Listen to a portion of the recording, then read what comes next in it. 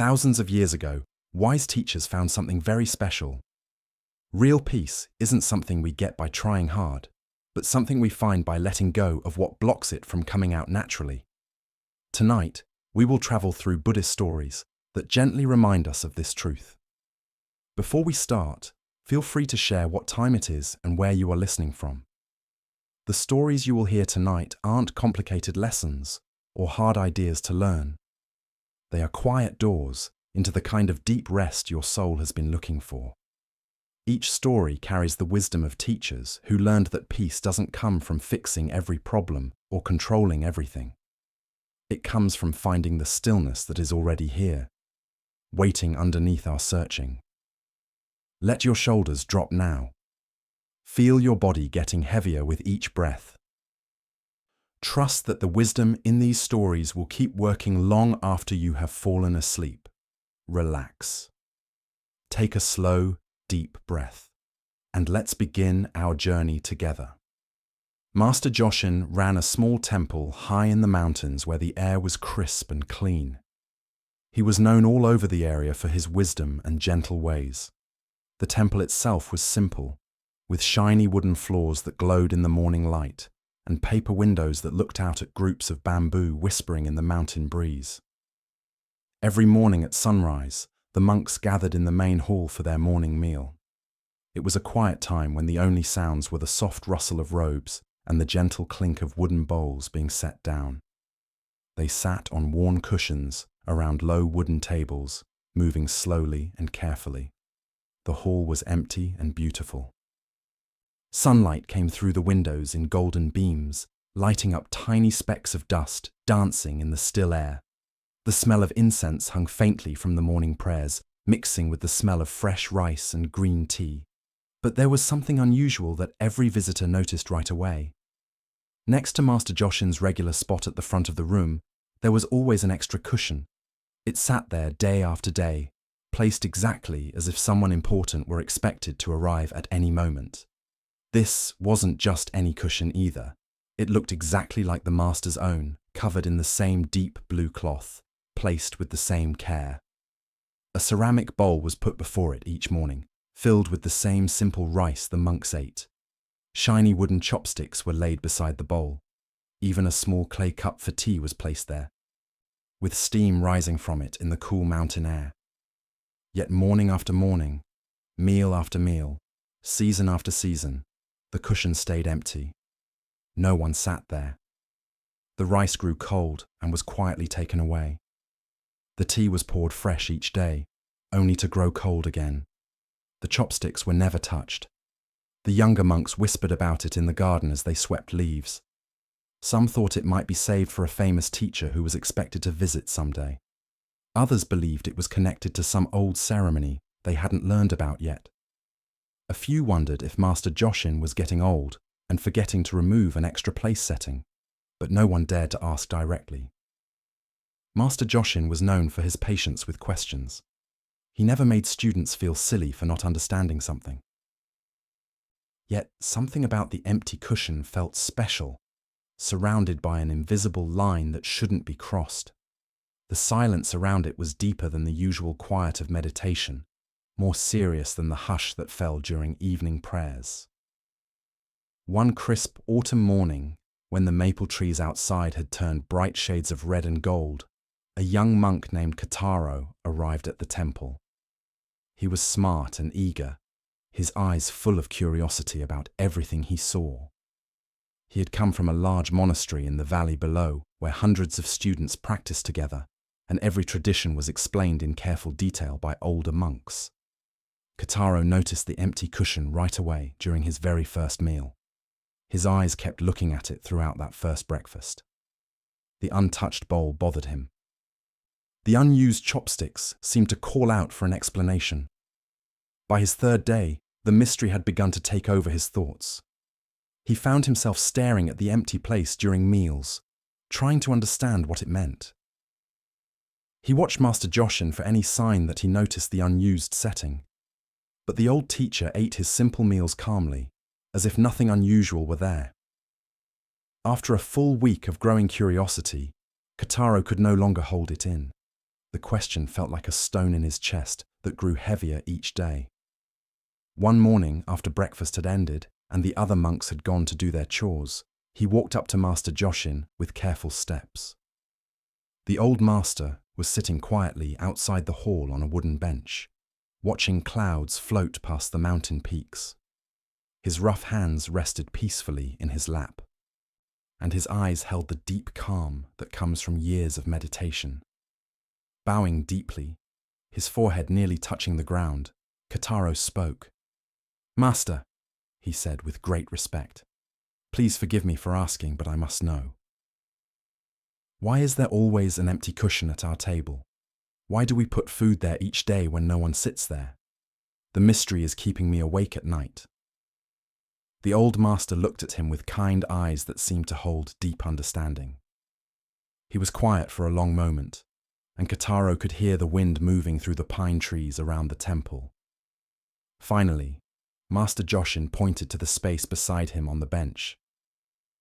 "Sit with me," he said gently. They sat together in comfortable silence. The morning sun warmed their faces, and somewhere far away, a temple bell rang softly.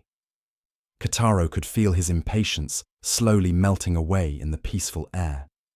Finally, Master Joshin spoke, his voice barely above a whisper. "The cushion is for the part of me I haven't let go of yet." Kotaro's forehead wrinkled with confusion. "I don't understand, Master. What part?" The old monk turned to look directly at him. "Every morning when I wake up, I think I am finished with my ego. I think I have let go of all attachment to being someone special.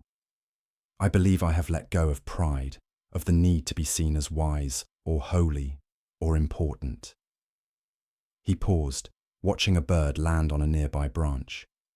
"But each day, as I go through my routines, I find small pieces of self that I am still carrying. Some mornings I catch myself feeling proud of my years of practice. Other days, I notice myself enjoying it when visitors call me Master with great respect. Sometimes I find satisfaction in being known as the wisest teacher in these mountains." Kotaro listened closely, beginning to see the deep honesty in these words. "Even the thought that I am humble," Master Joshin continued, "is a form of pride. Even believing I have achieved something through my spiritual practice is a way of holding on to being someone special. The cushion reminds me that there is always more ego to release, more holding on to dissolve, more ideas about myself to let go of." The young monk sat in stunned silence. He had never heard a teacher speak so openly about still having an ego, still struggling with pride. In his old monastery, the masters seemed to present themselves as having finished their spiritual journey. Master Joshin placed a gentle hand on Kotaro's shoulder. "When I see that empty cushion each morning, I remember that I am still learning. It keeps me honest about the small ways I cling to being Master Joshin instead of simply being what I am underneath all names and titles." "But Master," Kotaro said hesitantly, "surely after so many years of practice, you must have gained great wisdom." The old monk laughed softly. "The greatest wisdom I have gained is knowing how much wisdom I still lack. The empty cushion is my daily reminder that the path of letting go never truly ends. There is always something more to release." From that moment on, Kotaro understood. The cushion wasn't strange or mysterious at all. It was deeply honest. It was a daily sign that spiritual practice isn't about reaching some final state of perfection, but about continuously releasing the many ways we try to be someone important. As the seasons changed and Kotaro settled into life at the mountain temple, he began to see his own invisible cushions. He noticed how he wanted the other monks to think he was smart during discussions of Buddhist books. He saw his pleasure when Master Joshin praised his meditation posture. He caught himself comparing his progress to newer students and feeling better than them. Each discovery was humbling, but also freeing. Instead of pretending these ego movements didn't exist, he could admit them honestly, the way Master Joshin admitted his own ongoing attachments. One winter evening, as snow fell softly outside the windows, Kotaro was helping to serve the evening meal when he suddenly understood something. He saw that every person in the room, including himself, had their own invisible empty cushions. Everyone was carrying parts of themselves they hadn't let go of yet. Everyone was still holding on to ideas about who they were or who they should become. This understanding brought him a deep sense of kindness, both for himself and for all the other struggling human beings trying to find peace. We were all in the same situation, all learning to let go, all discovering new layers of holding on just when we thought we were free. Years passed and Kotaro's practice grew deeper. He learned to catch the small movements of ego more quickly and to release them more easily. But he never reached a point where they stopped coming up entirely. The empty cushion teaching had prepared him for this reality. When Kotaro eventually became a teacher himself, he also kept an empty cushion at his table. New students would ask him about it with the same burning curiosity he had once felt, and he would share the teaching that had changed his understanding of spiritual practice. We all carry invisible burdens, he would tell them. Ideas about ourselves that feel too important to release. Stories we tell ourselves about who we are or what we've done. The empty cushion reminds us that freedom comes not from making these stories perfect, but from slowly letting them go. Perhaps we all need an empty cushion in our lives, not a real one necessarily, but a reminder that we are still carrying things we don't need. The self that insists on being right in arguments. The self that needs others to notice our achievements. The self that holds grudges like precious treasures. The self that won't forgive old hurts. These aren't evil or wrong, but they can become heavy to carry. They can stop the natural peace that comes when we stop trying to keep up so many ideas about ourselves. Tonight, as you rest, you might gently notice what invisible cushions you carry. What parts of your identity feel too important to question? What stories about yourself seem too precious to release? There's no need to force anything or judge yourself harshly. Simply notice with the same gentle honesty that Master Joshin brought to his own attachments. The beautiful truth that the Mountain Master discovered is this: peace doesn't come from becoming someone perfect or enlightened. It comes from slowly releasing the tiring need to be anyone special at all. When we stop defending and keeping up so many ideas about ourselves, a natural freedom comes out that needs no protection. In a rich trading town at the bottom of the mountains, where merchant groups stopped to rest and refill their supplies, there lived a man named Daizo. He had spent his entire adult life gathering wealth and things.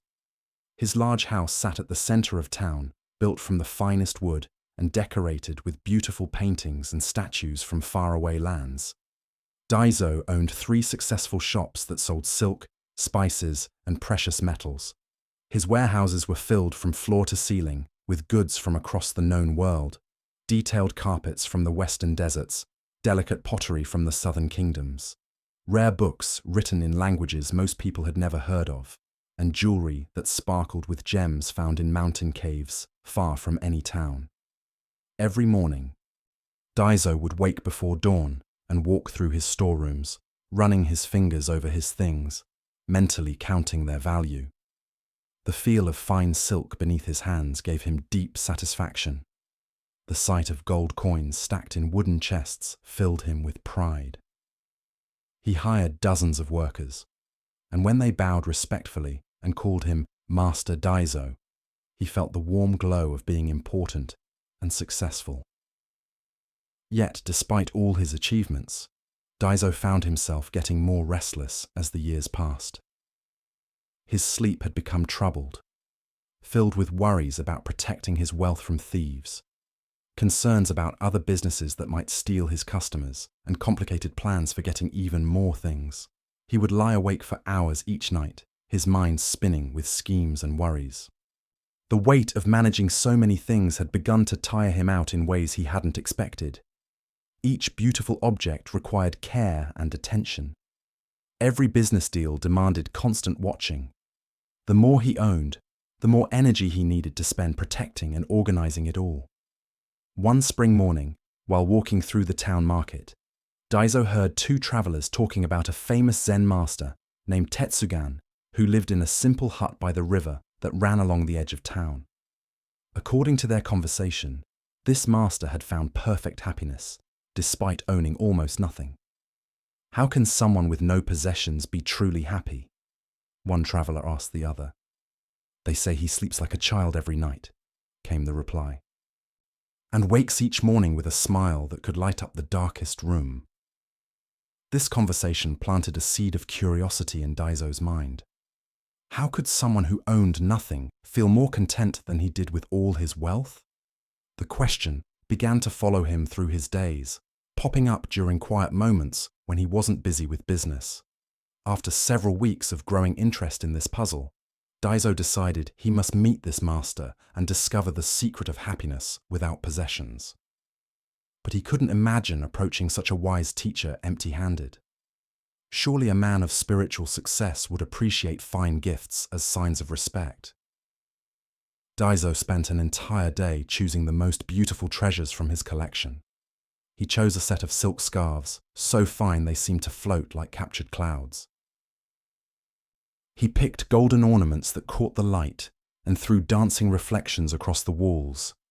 He selected his rarest incense, imported at great cost from monasteries in faraway mountains. Finally, he packed his most prized possession, a tea set made from clay so pure and beautiful that drinking from it was said to be a meditation in itself. All of these treasures were carefully wrapped and loaded into heavy leather sacks. When everything was ready, Daiso loaded the sacks onto his strongest horse, a magnificent animal that was itself a symbol of his success. But as they began the journey to the river, he noticed that the horse struggled under the huge weight. They had to stop often to rest, and what should have been a short walk became a hard trip. When they finally arrived at Master Tetsugan's home, Daiso was surprised by what he found. The hut was tiny, barely large enough for one person to sleep in. It was built from simple bamboo and had a roof made of dried grass. There was no decoration of any kind, no sign of wealth or status. Master Tetsugan himself sat peacefully beside the flowing water, wearing a brown robe that had clearly been fixed many times. His face had deep lines from age, but his eyes held a clearness and peace that Daiso had never seen before. When he saw Daiso coming with his heavily loaded horse, the master smiled with real warmth. "Welcome, friend," Tetsugan said, standing up slowly. "You have traveled far today." "Master," Daiso said, bowing as respectfully as he knew how. "I have brought you gifts to show my deep appreciation for your wisdom, though I know such humble offerings are not enough for your greatness." He began the hard work of taking the heavy sacks off his struggling horse. Each treasure was unwrapped and shown carefully on a clean cloth spread beside the river. The silk scarves fluttered in the gentle breeze. The golden ornaments caught the afternoon sunlight and seemed to glow with their own inner fire. The rare incense filled the air with exotic smells that spoke of distant temples and special ceremonies. Master Tetsugan watched this display quietly, his face looking neither impressed nor uninterested, simply observing with gentle attention. When the last treasure had been arranged for viewing, he spoke. "These are indeed beautiful objects," he said with real appreciation. "Thank you for your generosity. But tell me, how did you feel during the journey here?" Daiso paused, surprised by the question. He had expected the master to comment on the value or beauty of the gifts, not ask about his travel experience. "It was quite difficult, actually," he admitted. "The sacks were very heavy. My horse could barely carry them all. We had to stop and rest many times along the way. I was worried the whole time that something might fall off and break." Master Tetsugan nodded thoughtfully.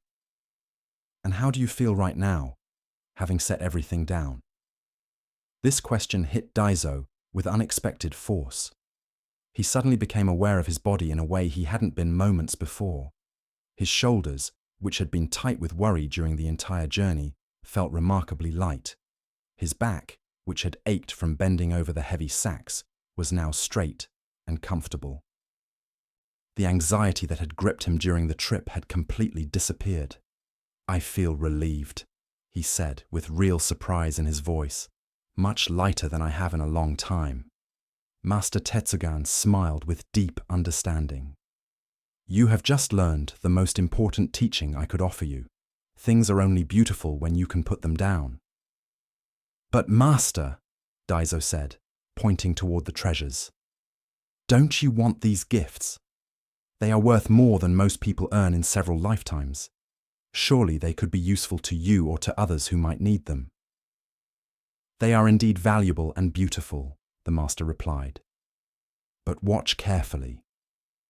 He reached down and picked up one of the golden ornaments, holding it up so that the late afternoon sunlight made it sparkle brightly. "See how lovely this is." Daiso nodded, admiring the way the precious metal caught and reflected the light. Then Master Tetsugan gently placed the ornament back on the cloth. "And see how it stays just as lovely. I was able to enjoy its beauty completely without needing to own it. My appreciation required no ownership." This simple demonstration confused Daiso deeply. In his world, enjoying beautiful things was the same as owning them. How could you truly appreciate something if it wasn't yours? The master seemed to understand his confusion. He pointed toward the river flowing beside them. "Do you own this water?" "No, of course not.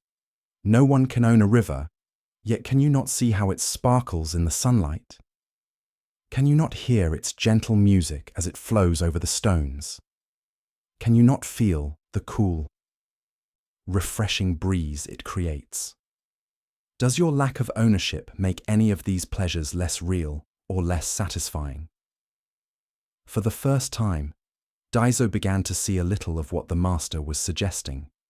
He could indeed enjoy the river's beauty without owning it.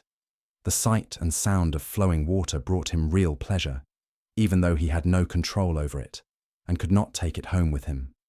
"I think I understand a little," he said slowly.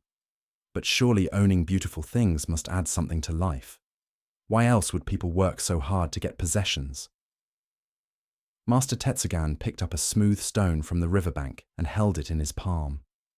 "Having things can certainly be pleasant," he agreed. "But there is a big difference between having something and letting it have you. When you must carry your possessions everywhere in your mind, constantly worrying about them, protecting them, organizing them, they begin to own you more than you own them." He tossed the stone gently into the water, where it disappeared with a small splash. True ownership means being able to let go when the time comes. When holding on to something becomes a burden, the wise person knows how to release it. The foolish person keeps carrying unnecessary weight, getting more tired with each step. As the sun began to set, painting the sky in bright oranges and purples, Master Tetsugan invited Daiso to share his evening meal. The food was simple: rice, vegetables from a small garden behind the hut, and tea made from leaves the master had gathered himself from wild plants growing along the riverbank. As they ate together beside the flowing water, something remarkable happened to Daiso. He felt a quality of peace and contentment that he hadn't experienced since childhood. The simple food tasted more delicious than the fancy feasts he regularly hosted. The plain tea was more refreshing than the rare and expensive kinds in his collection. The sound of the river and the sight of the first stars appearing in the dark sky filled him with a joy that no possession had ever provided. "Master," he said quietly as they finished their meal, "I feel happier sitting here with you tonight than I have felt in my mansion surrounded by all my treasures. How is this possible? Why do you think that might be?" Tetsugan asked gently. Neither saying yes nor no to Daiso's observation, Daiso thought about the question carefully. "I suppose it's because right now I'm not worried about protecting anything. I'm not thinking about what I might lose or what I still need to get. I'm not planning or scheming or calculating. I'm simply here enjoying what's present." The master nodded with approval. "You have discovered something profound. Peace doesn't come from having more. It comes from needing less. Happiness isn't found in gathering things. but in appreciating what's already here. They sat in comfortable silence as night fell completely around them. The river continued its endless song, and somewhere far away, an owl called softly to its mate. Daiso felt his mind growing quiet, in a way it hadn't in years. When morning came, Daiso made a decision that surprised even himself. He asked Master Tetsugan not to keep the treasures he had brought, but to use them to help people in need. The silk scarves could warm those who had no proper clothing. The golden ornaments could be traded for food for hungry families. The precious tea set could be used to serve simple meals to travelers who had no place to rest. But these treasures represent years of work, Master Tetsugan observed. Are you certain you want to give them away? Daiso looked at the carefully arranged gifts, then at his horse, no longer burdened by their weight. He thought of the journey here, how heavy and difficult it had been, and how light and free he felt now. I'm more certain of this than I have been of anything in a long time, he replied. These treasures have taught me their greatest lesson by helping me understand what I don't need to carry. He loaded his empty sacks onto his horse and prepared to return home. The animal moved with an energy and grace that had been impossible the day before.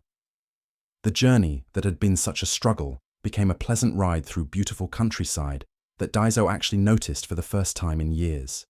When he arrived back in town, something fundamental had shifted in his relationship with his possessions. He still conducted his business and took care of his responsibilities, but the desperate need to get more had disappeared. He began giving away items from his storerooms to people who needed them more than he did. His neighbors noticed the change immediately. Where once Daiso had seemed driven and anxious, always rushing from one deal to the next, now he appeared calm and present. He would take time to speak with his workers about their families instead of focusing only on work. He would pause to appreciate the beauty of goods in his shops instead of seeing them only as money. When people asked what had happened to change him so much, Daiso would tell them about his meeting with Master Tetsugan and the day he learned to set down his heavy sacks. I discovered that true wealth isn't having everything you want, he would say. It's wanting nothing more than what you have. The heaviest burdens we carry are often the ones we choose to pick up. Word of Daiso's change spread throughout the region, and people began coming to him for advice about finding happiness and contentment.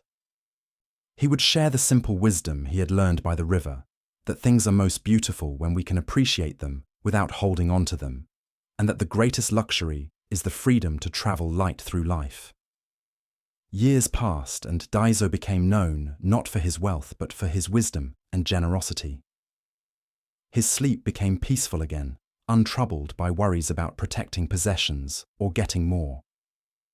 He had learned that safety comes not from having more, but from needing less. Both Master Joshin, with his empty cushion, and the merchant Daiso discovered the same deep truth. Freedom comes not from gathering more, but from letting go of what we think we cannot live without. Whether it's ideas about ourselves or material things, the things we cling to most tightly often become the very chains that stop our natural peace from coming out. This teaching from Zen Buddhism offers strong medicine for our busy modern lives. We are taught to believe that happiness comes from getting more attention, more safety, more control, more things, more achievements. But the mountain masters discovered the opposite truth. Contentment comes from learning to travel light. Tonight, as you prepare for the deep rest your body craves, notice what you might be carrying that you don't actually need. What mental burdens feel too important to set down? What worries are you holding tight as if they were precious treasures? What ideas about yourself seem too valuable to question? Just as Daiso felt deep relief when he unloaded his heavy sacks, you too can feel the lightness that comes from letting go. You don't have to solve this through effort or force.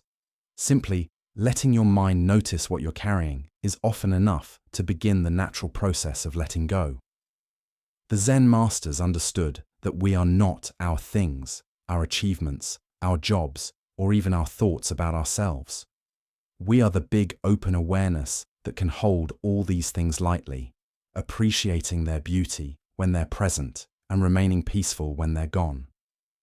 In the gentle darkness of sleep, this awareness naturally returns to its original freedom. All the things you think you must carry, all the burdens you believe are too important to release, naturally melt into the peaceful emptiness from which they first came. Allow yourself to rest in this big peace. Now let your breathing become slow and natural. Feel your body relaxing completely into the support beneath you. Trust that the most valuable parts of who you are cannot be lost because they were never separate from your true nature to begin with. The empty cushion and the merchant's heavy sacks both point to the same freeing truth. You are already free. You have always been free.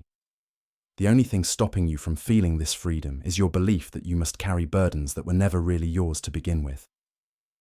In a mountain monastery, where the winter winds howled through old pine trees, there lived a young monk named Kenji, who burned with a strong desire for enlightenment. He had come to the temple 2 years earlier, leaving behind his family's farm and his comfortable life in the valley below. Driven by a sure belief that he was meant for something greater than ordinary life, from his very first day at the monastery, Kenji threw himself into spiritual practice with a determination that impressed even the most dedicated older monks. While others slept, he would wake up at 3 in the morning to sit in meditation in the cold hall, his breath visible in the freezing air. The wooden floors were so cold they seemed to burn his bare feet, but he put up with the discomfort as a test of his commitment. During the day, when other monks took breaks between their duties, Kenji would find a quiet corner and continue his meditation practice. He would sit without moving for hours, his back stiff with effort, fighting against every wandering thought that came into his mind. When his legs became numb from sitting in the traditional position, he would stay seated until the pain became almost too much, believing that such toughness would speed up his spiritual progress. Kenji also pushed himself to fast regularly, eating only 1 small meal each day, while the other monks ate their normal amounts. He had read stories of ancient masters who achieved enlightenment through extreme hardship, and he was determined to prove his seriousness through similar sacrifice. His body grew thin and his face became bony, but he took pride in his apparent dedication. The more intensely Kenji practiced, however, the more upset and restless he became. Instead of finding the peace he sought, his mind seemed to race even faster than before. His meditation sessions became battles against his own thoughts, exhausting struggles that left him feeling beaten rather than enlightened. His sleep became bad and disturbed, filled with dreams of failing to reach the spiritual heights he desperately wanted to reach. Other monks began to notice Kenji's worsening condition. His eyes, which had once sparkled with excitement, now looked strained and tired. His movements, once smooth and graceful, became jerky and tense. During group discussions of Buddhist books, he would ask frantic questions about how to meditate better, how to empty his mind more completely, how to force himself into states of enlightenment. After months of this growing struggle, Kenji's frustration reached a breaking point. One evening, after a particularly difficult meditation session, he went to Master Endo, the old leader who was famous throughout the region for his gentle wisdom and deep understanding. Master Endo was sitting quietly in his simple room, sipping tea and watching the evening light fade behind the mountains. His presence gave off the very peace that Kenji had been desperately trying to achieve through his intense efforts. "Master," Kenji said, his voice tight with desperation, "I have been practicing harder than anyone in this monastery for almost 2 years. I meditate longer, fast more often, and push myself beyond what I thought possible. Yet I feel further from enlightenment than when I arrived. What am I doing wrong? How can I try harder? What more can I sacrifice?" Master Endo looked at the young monk with eyes full of kindness. He could see the suffering that Kenji's intense efforts had created, the way his desperate seeking had become a wall blocking the very peace he wanted to find. "Come with me," the master said simply. setting down his teacup and standing up slowly from his cushion. Master Endo led Kenji outside into the monastery courtyard where the cold night air bit at their faces, and their breath formed small clouds in the darkness. Snow had begun falling earlier that day, and everything was covered in a perfect white blanket that sparkled in the moonlight. In the center of the courtyard stood an old stone basin that collected water for the temple's daily use. The water had frozen solid during the cold day, forming a thick block of ice that gleamed like crystal in the pale light. Master Endo stopped beside the basin and pointed toward the ice. "Kenji," he said gently, "I want you to melt this ice with your bare hands." Kenji looked confused, but was eager to prove his dedication. He placed his hands on the frozen surface and began rubbing hard, trying to make heat through friction. The ice was painfully cold against his palms, and despite his intense efforts, it showed no signs of melting. He rubbed harder, pressing down with all his strength, his hands growing red and raw from the cold and rubbing. "It's not working, Master," Kenji said through clenched teeth, continuing his useless efforts. "Try harder," Master Endo said calmly. Kenji doubled his efforts, rubbing and pressing until his hands felt like they were burning from the cold. Still, the ice remained completely solid. After several minutes of this painful struggle, he stopped and looked at his teacher with exhaustion and defeat. "I can't do it, Master. My hands are too cold and the ice is too thick." Master Endo nodded. "Now stand back and simply watch." As they stood in the quiet courtyard, something small began to happen. The night was gradually giving way to dawn, and the first faint rays of sunlight began to appear over the eastern mountains.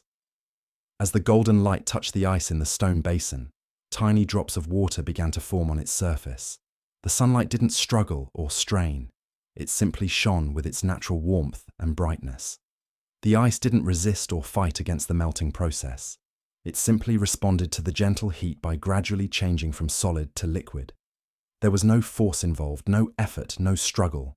The change happened naturally and easily. As they watched, the ice continued to melt slowly and steadily. Drop by drop, the solid block became flowing water. The sun didn't try to hurry the process or force it to happen faster. The ice didn't try to remain frozen or resist the change. Everything unfolded according to natural laws without strain or struggle. "Do you see?" Master Endo asked softly as they watched this gentle change. Kenji stared at the melting ice, and suddenly something clicked in his understanding. "The sun doesn't try to melt the ice," he said slowly. "It simply shines, and the melting happens by itself." "Yes," the master nodded. "And what does this teach you about your spiritual practice?"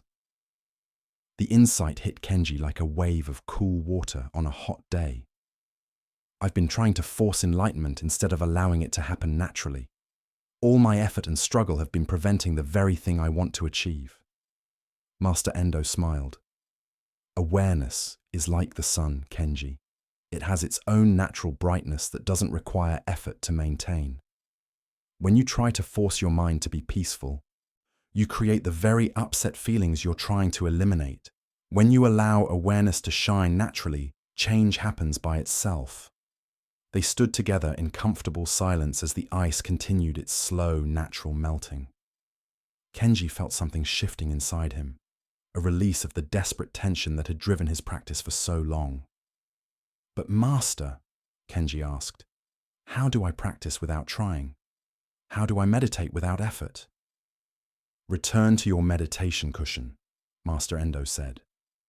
"But this time, don't try to achieve anything. Don't fight your thoughts or force your mind to be quiet. Simply sit and allow awareness to be what it naturally is. Be like the sun shining without trying to shine." That evening, Kenji approached his meditation practice with a completely different attitude. Instead of sitting with stiff determination, he settled onto his cushion with gentle curiosity. Instead of fighting against his wandering thoughts, he allowed them to come and go like clouds passing through an open sky. Instead of trying to create peace, He rested in the awareness that was already peaceful beneath all the mental activity. The change was immediate and deep. For the first time in months, Kenji's meditation felt effortless and natural. His breathing slowed on its own without any conscious control. His muscles relaxed without him trying to relax them. His mind, no longer being pushed and pulled by his efforts, began to settle like muddy water, becoming clear when left undisturbed. Over the following weeks, Kenji's entire approach to spiritual practice transformed. He continued to meditate regularly and follow the monastery's schedule. But his practice became like the sun's relationship to ice, natural, gentle, and surprisingly effective. The peace he had been desperately seeking began to come out, not through his efforts, but through his willingness to stop trying so hard. His sleep became deep and restful again. His face got back its natural brightness. Other monks noticed that he moved with a new grace and spoke with a calm confidence that hadn't been there during his period of intense striving. 6 months later, Kenji experienced a sudden moment of deep understanding during a routine morning meditation. Without any effort or seeking on his part, the lines between meditator and meditation simply melted away, leaving only pure awareness aware of itself.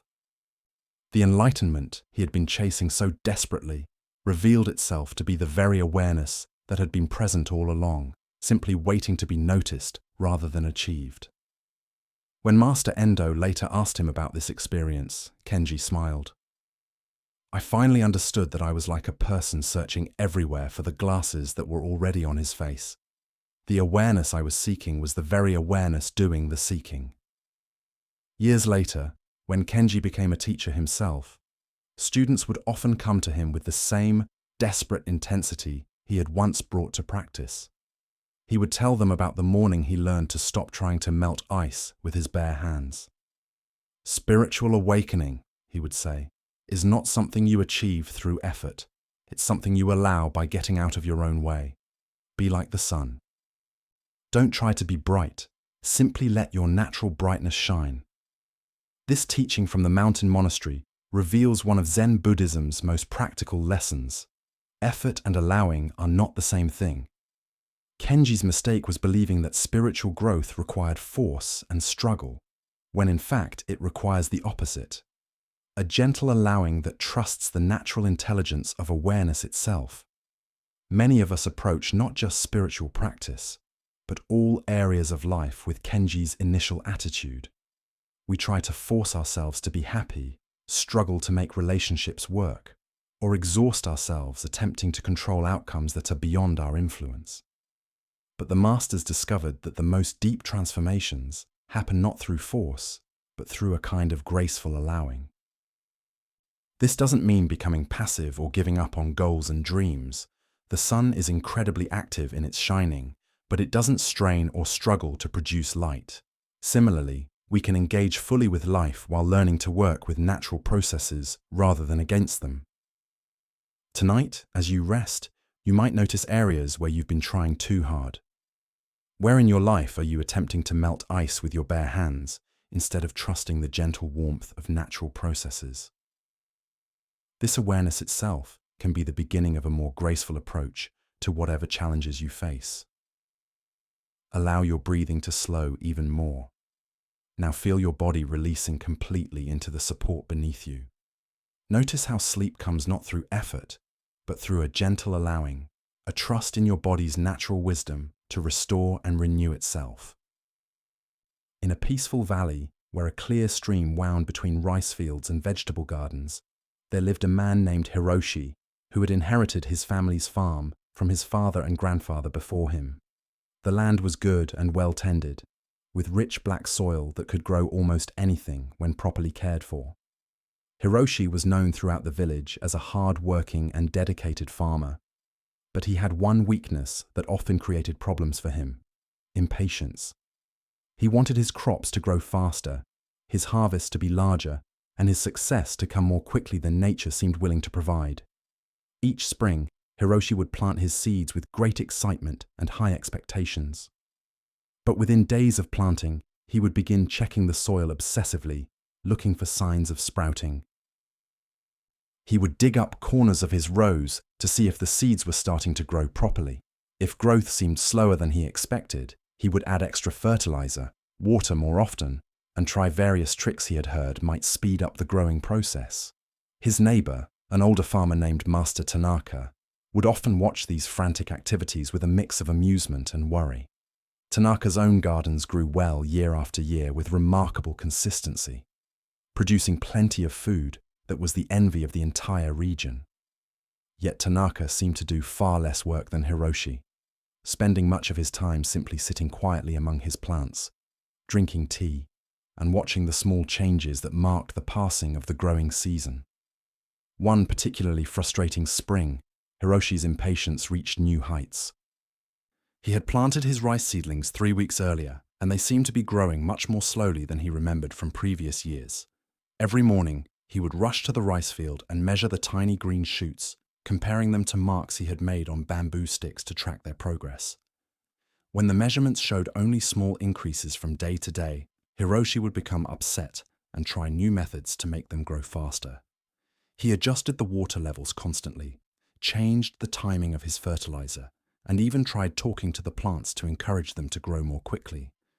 His anxiety about the slow progress began to affect his sleep and his relationships with his family.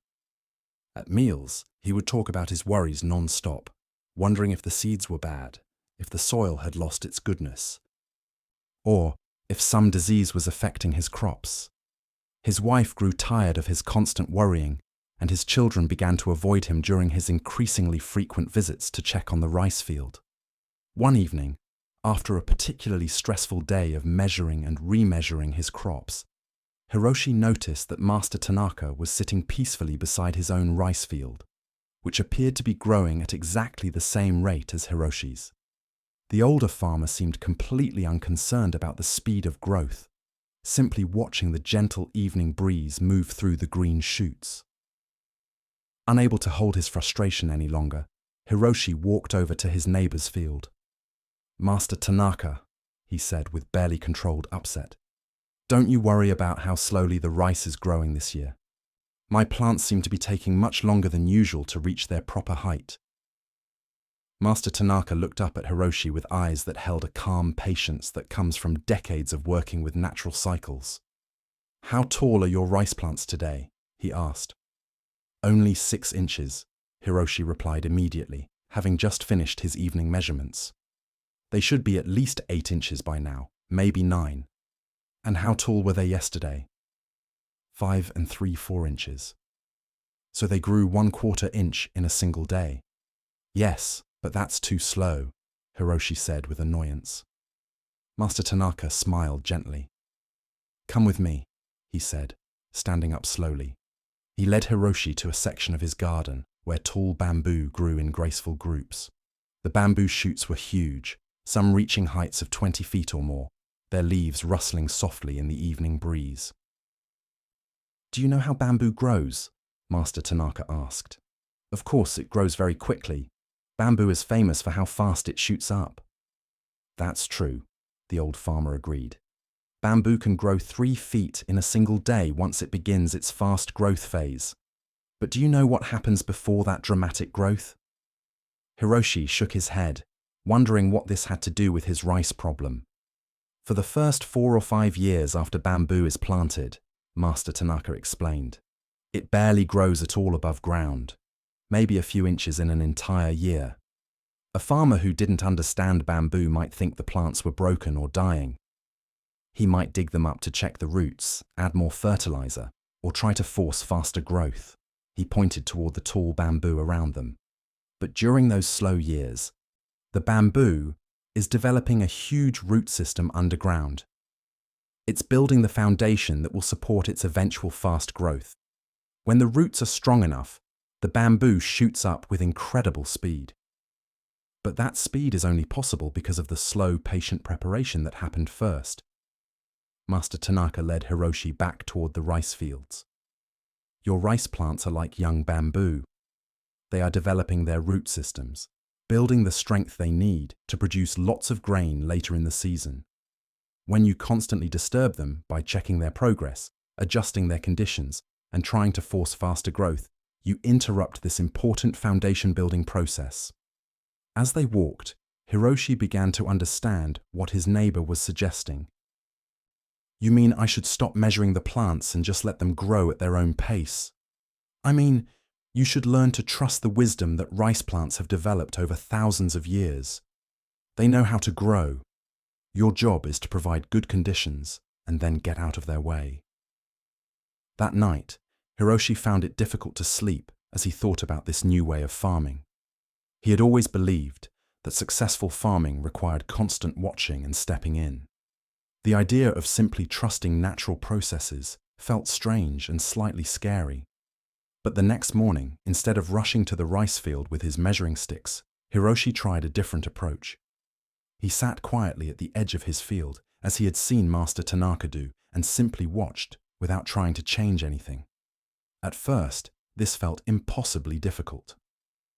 His mind raced with worries about whether the plants were getting enough water, whether the fertilizer levels were correct, whether he should be doing something to help them grow faster.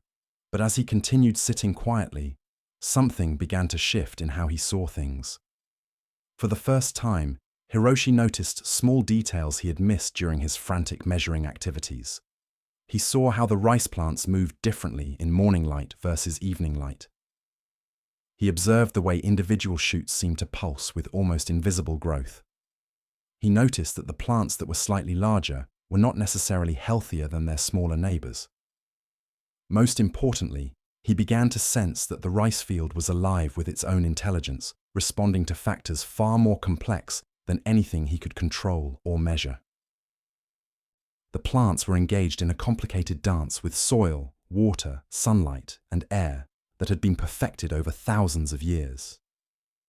As days passed, and Hiroshi continued his new practice of patient waiting rather than anxious interference, something remarkable happened.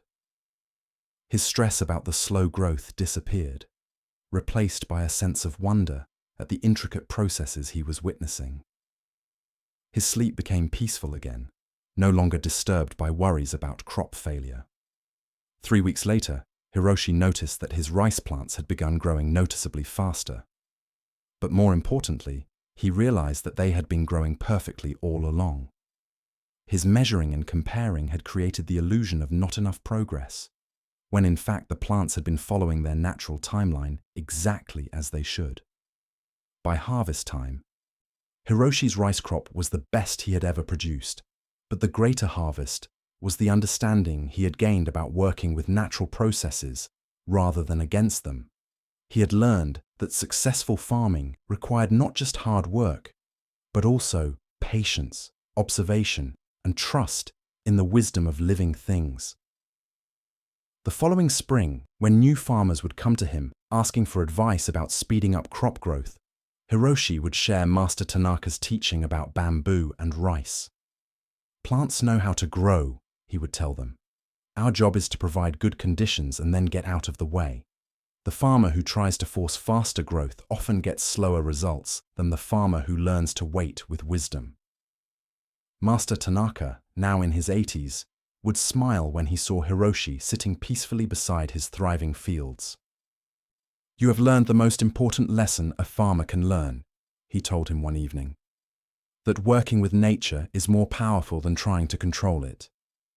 Hiroshi's change from an anxious, controlling farmer to a patient, observant one shows another part of the effort versus allowing rule that runs through all Zen Buddhist teaching.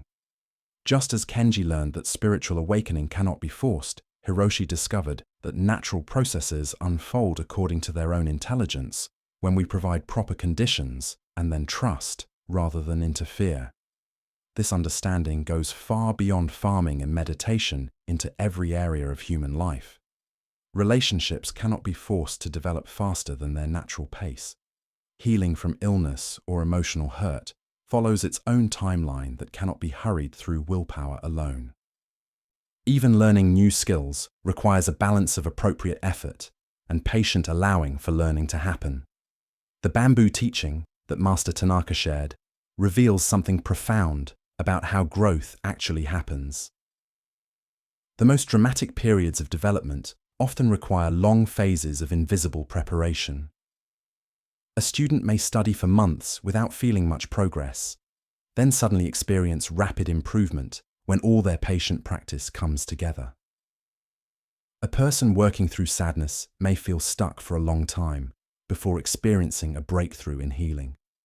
In our culture, we often want everything to happen quickly and visibly. We measure progress constantly and become frustrated when change doesn't occur on our preferred timeline. But the masters of Zen Buddhism understood that the deepest transformations happen slowly and often invisibly, like bamboo developing its root system underground. Tonight, as you prepare for the natural restoration that sleep provides, you might think about areas of your life where you've been trying to force growth or change. Where have you been measuring progress too often, becoming frustrated with natural timing, or interfering with processes that would unfold more gracefully if left alone? This doesn't mean becoming lazy or avoiding appropriate action. Hiroshi continued to water his crops and maintain his fields, but he learned the difference between helpful care and anxious interference. He discovered that trust in natural processes often produces better results than constant control and manipulation. The rice that grows slowly in good soil develops stronger roots than rice that is forced to grow quickly in poor conditions. Similarly, the insights that arise naturally in a peaceful mind often prove more stable and changing than understandings that are forced through intense mental effort. Both Kenji the monk and Hiroshi the farmer learned that their role was not to make things happen through force, but to create conditions where natural intelligence could express itself freely.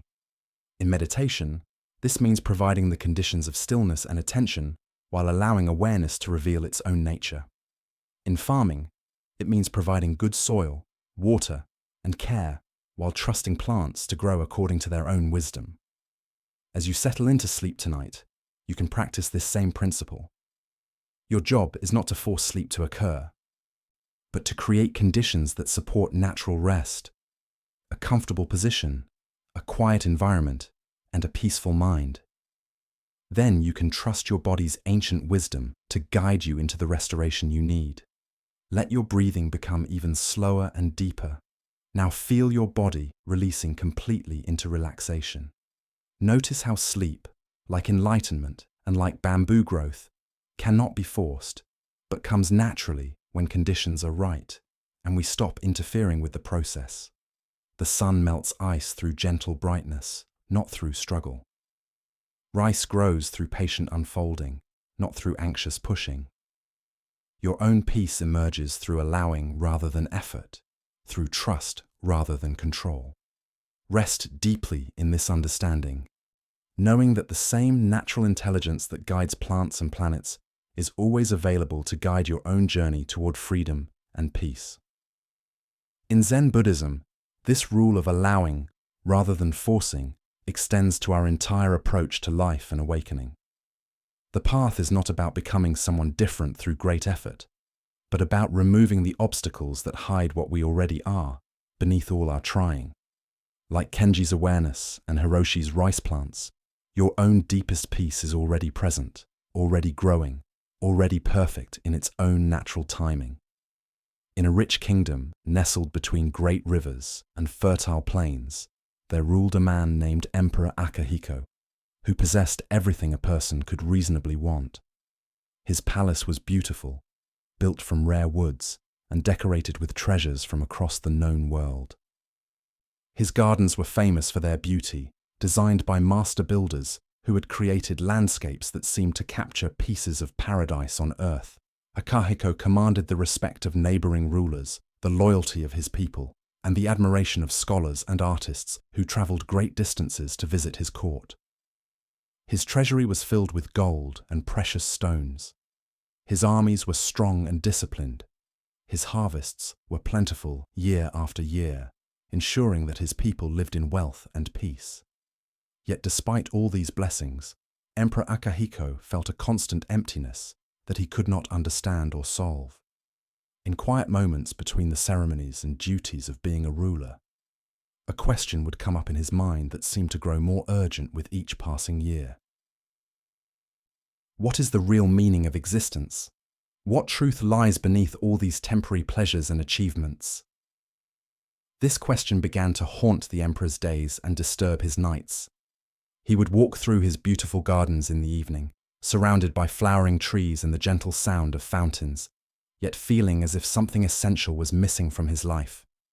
He would sit in his fancy rooms, looking out at his huge kingdom, and wonder if there was some deeper purpose to life that his wealth and power had somehow stopped him from discovering. Determined to find an answer, Emperor Akihiko called the wisest teachers from throughout his land. Thinkers came from distant universities to share their ideas about the nature of reality. Priests arrived from famous temples to explain their understanding of divine truth. Scholars brought ancient books that promised to reveal the secrets of existence. Spiritual people offered complex practices that they claimed would lead to ultimate understanding.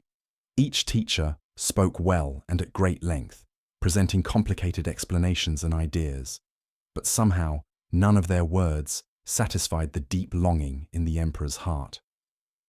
Their teachings felt like beautiful clothing that didn't quite fit, impressive structures that didn't quite shelter what he was seeking to protect. After months of these disappointing meetings, Emperor Akihiko had almost given up hope of ever finding a real answer to his question.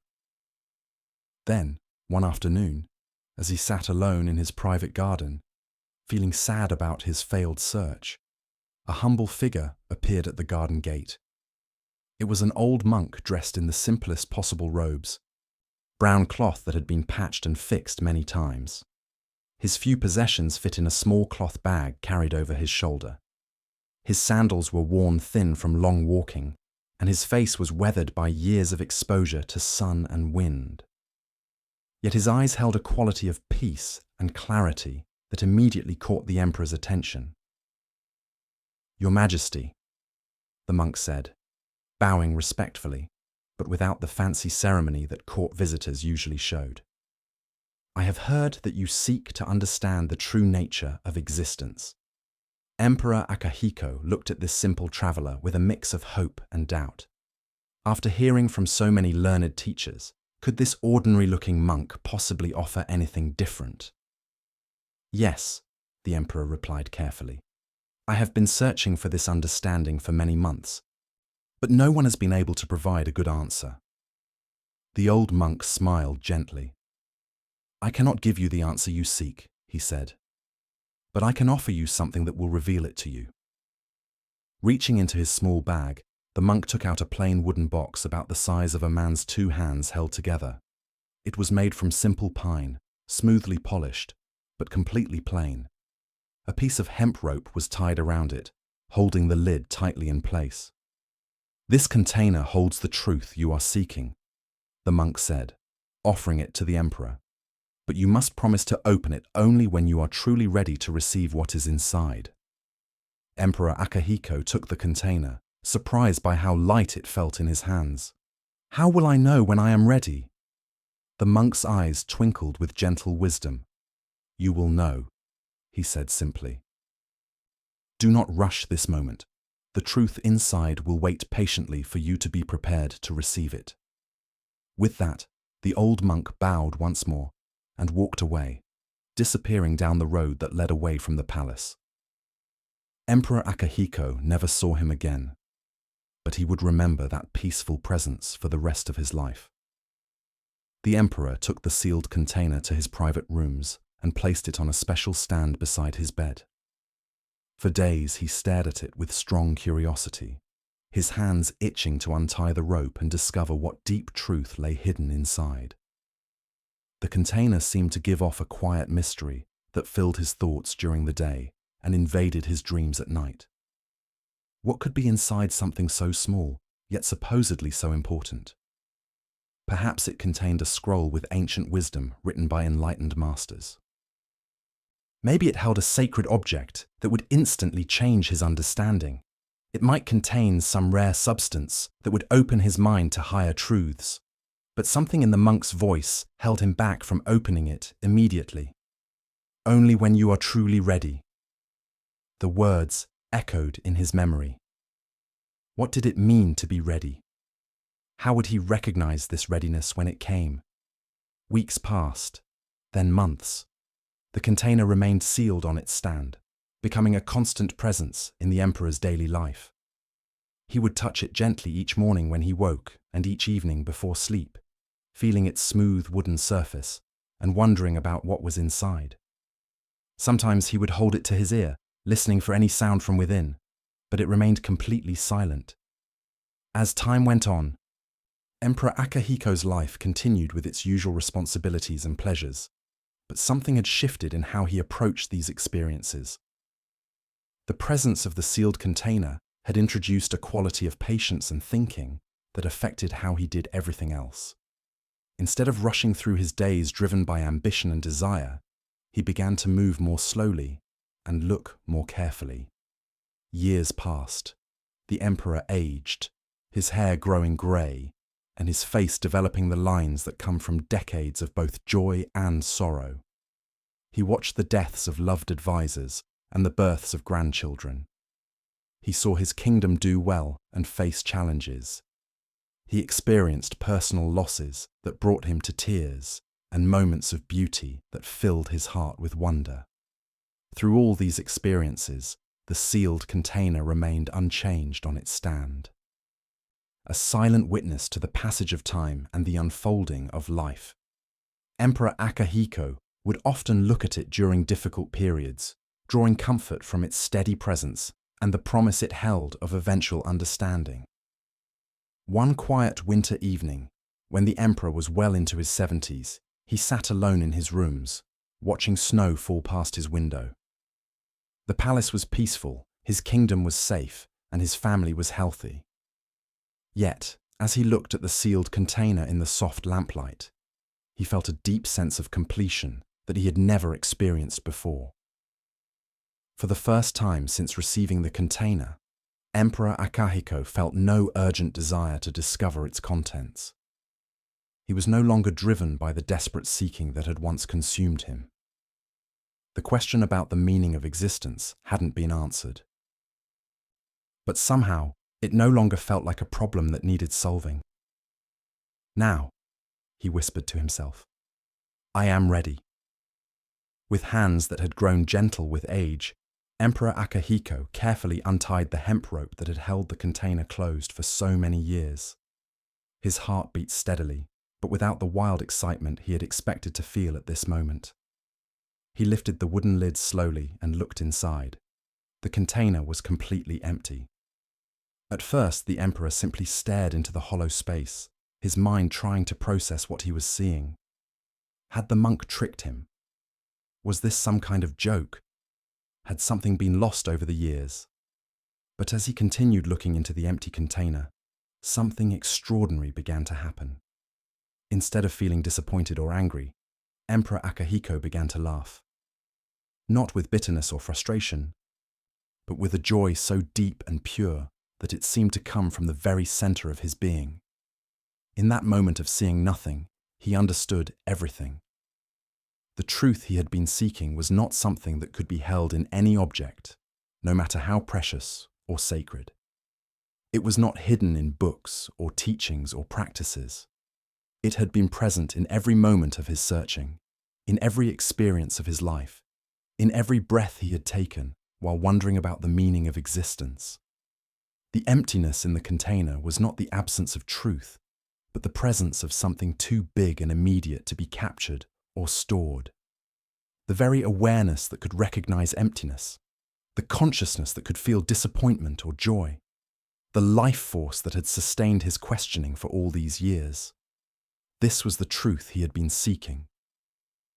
In seeking truth, I found nothing, he said aloud to the quiet room.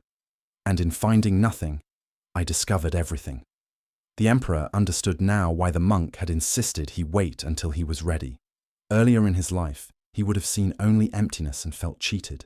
But the years of patient waiting, of living fully while holding the question lightly, had prepared him to recognize what the emptiness actually revealed. From that night forward, Emperor Akihiko's relationship to life changed completely. He continued to do his job as a ruler, but without the desperate need to find something beyond ordinary experience to make his life meaningful. He found deep satisfaction in simple moments, the taste of tea, conversations with friends, the sight of birds flying across the sky. When visitors came seeking wisdom, as they often did in his later years, Emperor Akihiko would sometimes show them the empty container. Most would look puzzled or disappointed, but occasionally someone would begin to laugh with the same recognition he had experienced. Those were the visitors who left his palace with their seeking, changed into simple appreciation for what had always been present. The emperor lived for many more years, and his rule was remembered as a time of unusual peace and wealth. But those who knew him best said that his greatest achievement was not anything he did as a ruler, but the quality of presence he had developed through learning to find everything in nothing. When Emperor Akihiko eventually died, peacefully in his sleep at a very old age, the empty container was found on the stand beside his bed, still open, still revealing its profound secret to anyone who had eyes to see it. His final written words, found in his personal journal, were, "The treasure I spent decades seeking was the very seeking itself. The peace I longed for was always here, waiting beneath my longing." This ancient story reveals one of Zen Buddhism's most changing insights. What we seek is not hidden in some distant place or future moment, but present right here in our immediate experience. The emperor's years of patient waiting weren't preparation for finding truth.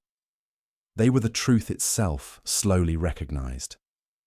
Many of us approach spiritual seeking, happiness, or fulfillment the way the young emperor first approached the sealed container, convinced that the answer lies somewhere else in some special experience or understanding we haven't yet achieved. We believe that peace will come when we solve our problems, find the right relationship, achieve certain goals, or gain particular insights. But the empty container teaches us that what we truly seek, peace, completeness, the sense of being fundamentally okay, is not something we can get or achieve. It's the very awareness that recognizes all experiences, including the experience of seeking itself. This awareness has been here all along, as present during our searching as it will be during any moment of finding. The emperor's laughter when he saw the emptiness wasn't the laughter of someone who had been tricked, but the laughter of recognition. He finally understood that his years of questioning had been the answer. His seeking had been the finding. His life itself had been the truth he was looking for. Tonight, as you rest, you might gently think about what you've been seeking that may already be here. What peace are you hoping to find that could be present right now? What completeness are you working toward that might already be complete in this very moment of awareness? The empty container reminds us that the most deep truths often can't be grabbed or stored, only recognized in the right now of present experience. Your awareness right now, reading these words, feeling your body, breathing naturally. This awareness is not separate from what you seek. It is what you seek, revealed not through finding something new, but through recognizing what has never been absent. In a mountain village where gardens climbed the hillsides and old temples dotted the land, there lived a learned man named Takashi, who had devoted his entire life to the study of Buddhist books and philosophical texts. His modest house was filled from floor to ceiling with books, scrolls, and handwritten notes that represented decades of careful research and scholarly work. Takashi was respected throughout the region as one of the most knowledgeable students of Buddhist ideas alive. Monks would travel for days to ask him about difficult parts in ancient books. University scholars sought his opinions on matters of meaning and translation. His fame for learning and wisdom had spread far beyond his small mountain community. But despite all his gathered knowledge, Takashi felt increasingly unhappy with his understanding of Buddhism's deeper meanings. He could explain complex ideas with great precision, but he sensed that something important was missing from his purely book-based approach to the teachings.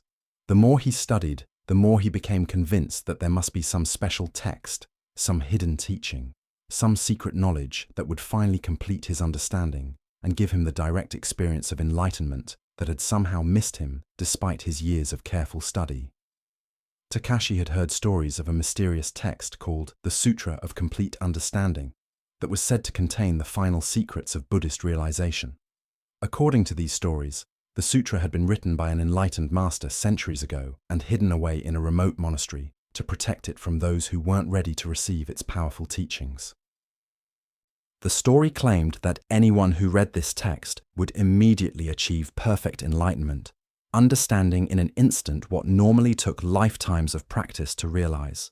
Many scholars had searched for the sutra over the centuries, but none had ever found it, or even proven that it actually existed.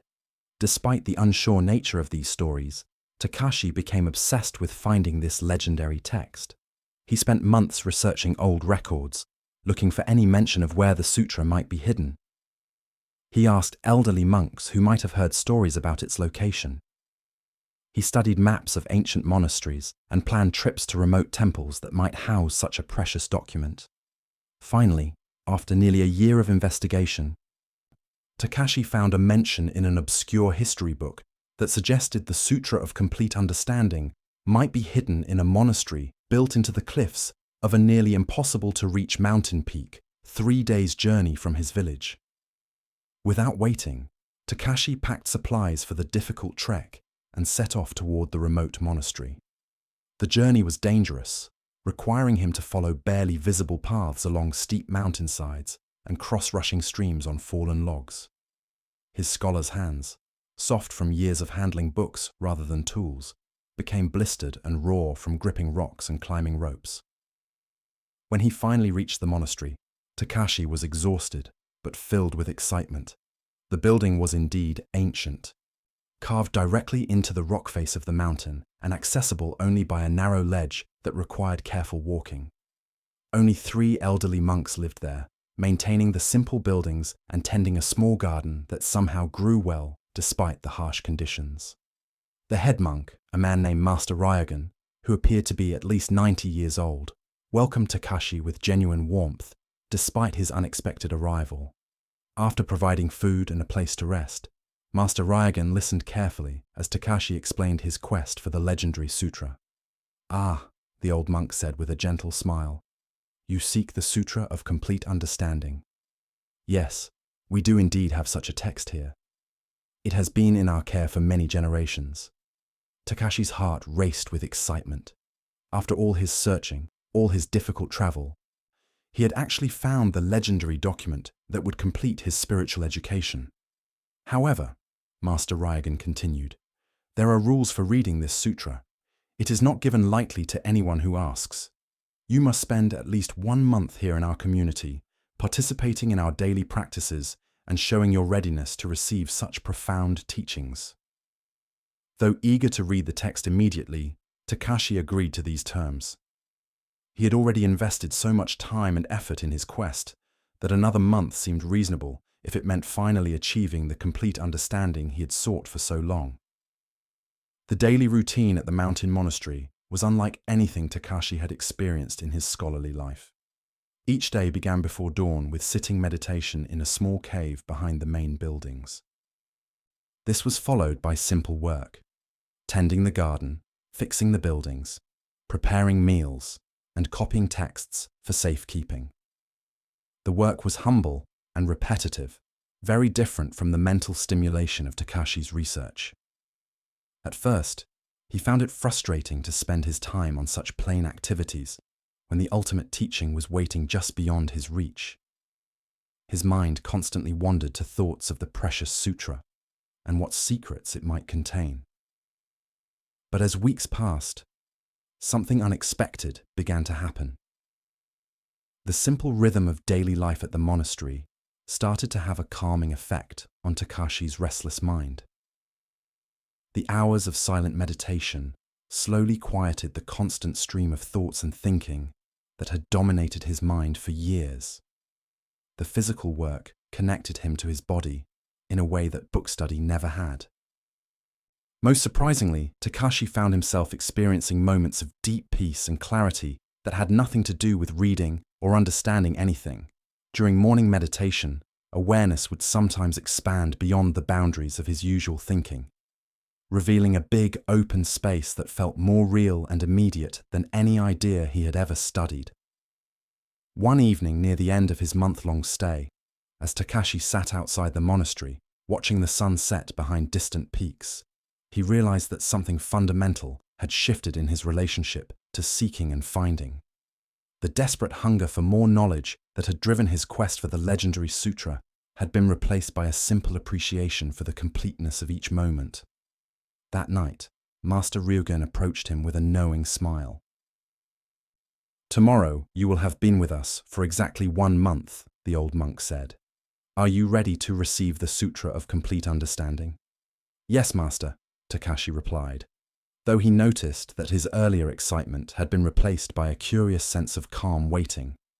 The next morning, Master Ryugen led Takashi to a special room deep within the monastery that served as a library and meditation hall. Ancient texts lined the walls, and the air was filled with the faint smell of incense that had been burned there for countless years.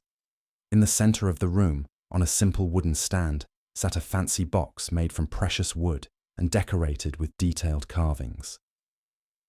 "The Sutra of Complete Understanding," Master Ryugen announced seriously, "has been kept in this box for over 400 years, waiting for someone truly ready to receive its teachings." With great ceremony, the old monk opened the beautiful box and took out what appeared to be a scroll wrapped in the finest silk.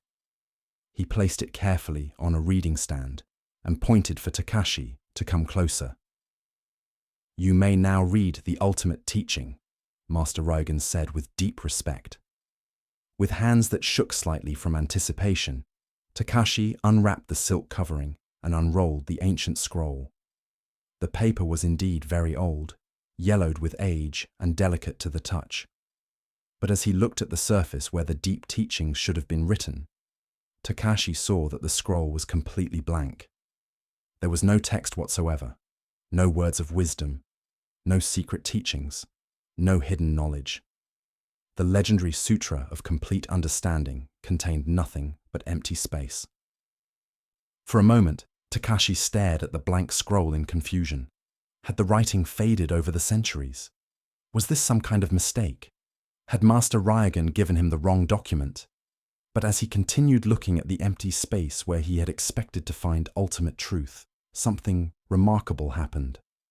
Instead of disappointment or anger, Takashi began to laugh with the same deep recognition that Emperor Akihiko had experienced when he found his container empty. In that moment of seeing nothing written on the scroll, everything became clear. The complete understanding he had been seeking was not something that could be written down or passed on through words. It was the very awareness that could recognize the blankness of the scroll, the consciousness that could feel disappointment and then go beyond it. The life that had sustained his seeking all along. All his years of studying texts had been valuable, but they had never been the goal itself. The goal was the understanding that was present right here, right now, in the simple act of being aware. This understanding didn't need to be written down because it was already complete in every moment of conscious experience. "The month you spent with us," Master Ryugen said gently, "was the real sutra. The peace you discovered in meditation, the contentment you found in simple work, the clarity that came from quieting your restless mind. This was the teaching the blank scroll was waiting to reveal to you." Takashi understood now why the monastery required seekers to spend time in practice before viewing the legendary text. Without the preparation of actually living a thoughtful life, he would have seen only emptiness and felt cheated. But the month of simple practice had prepared him to recognize what the emptiness actually pointed toward. "Master," Takashi said with deep thanks, "I came here seeking a teaching that would complete my understanding, but I discovered that my understanding was already complete. I was looking for something to add to my knowledge, but what I needed was to subtract the seeking itself." Master Ryugen nodded with approval. "You have read the Sutra of Complete Understanding correctly. It has taught you what no written words could ever say." When Takashi returned to his village, his approach to Buddhist study was completely transformed. He continued reading and teaching, but no longer with the desperate hunger for some final revelation. He understood now that the deepest teachings were passed on not through information, but through direct experience of what the information pointed toward. Students noticed the change in him immediately.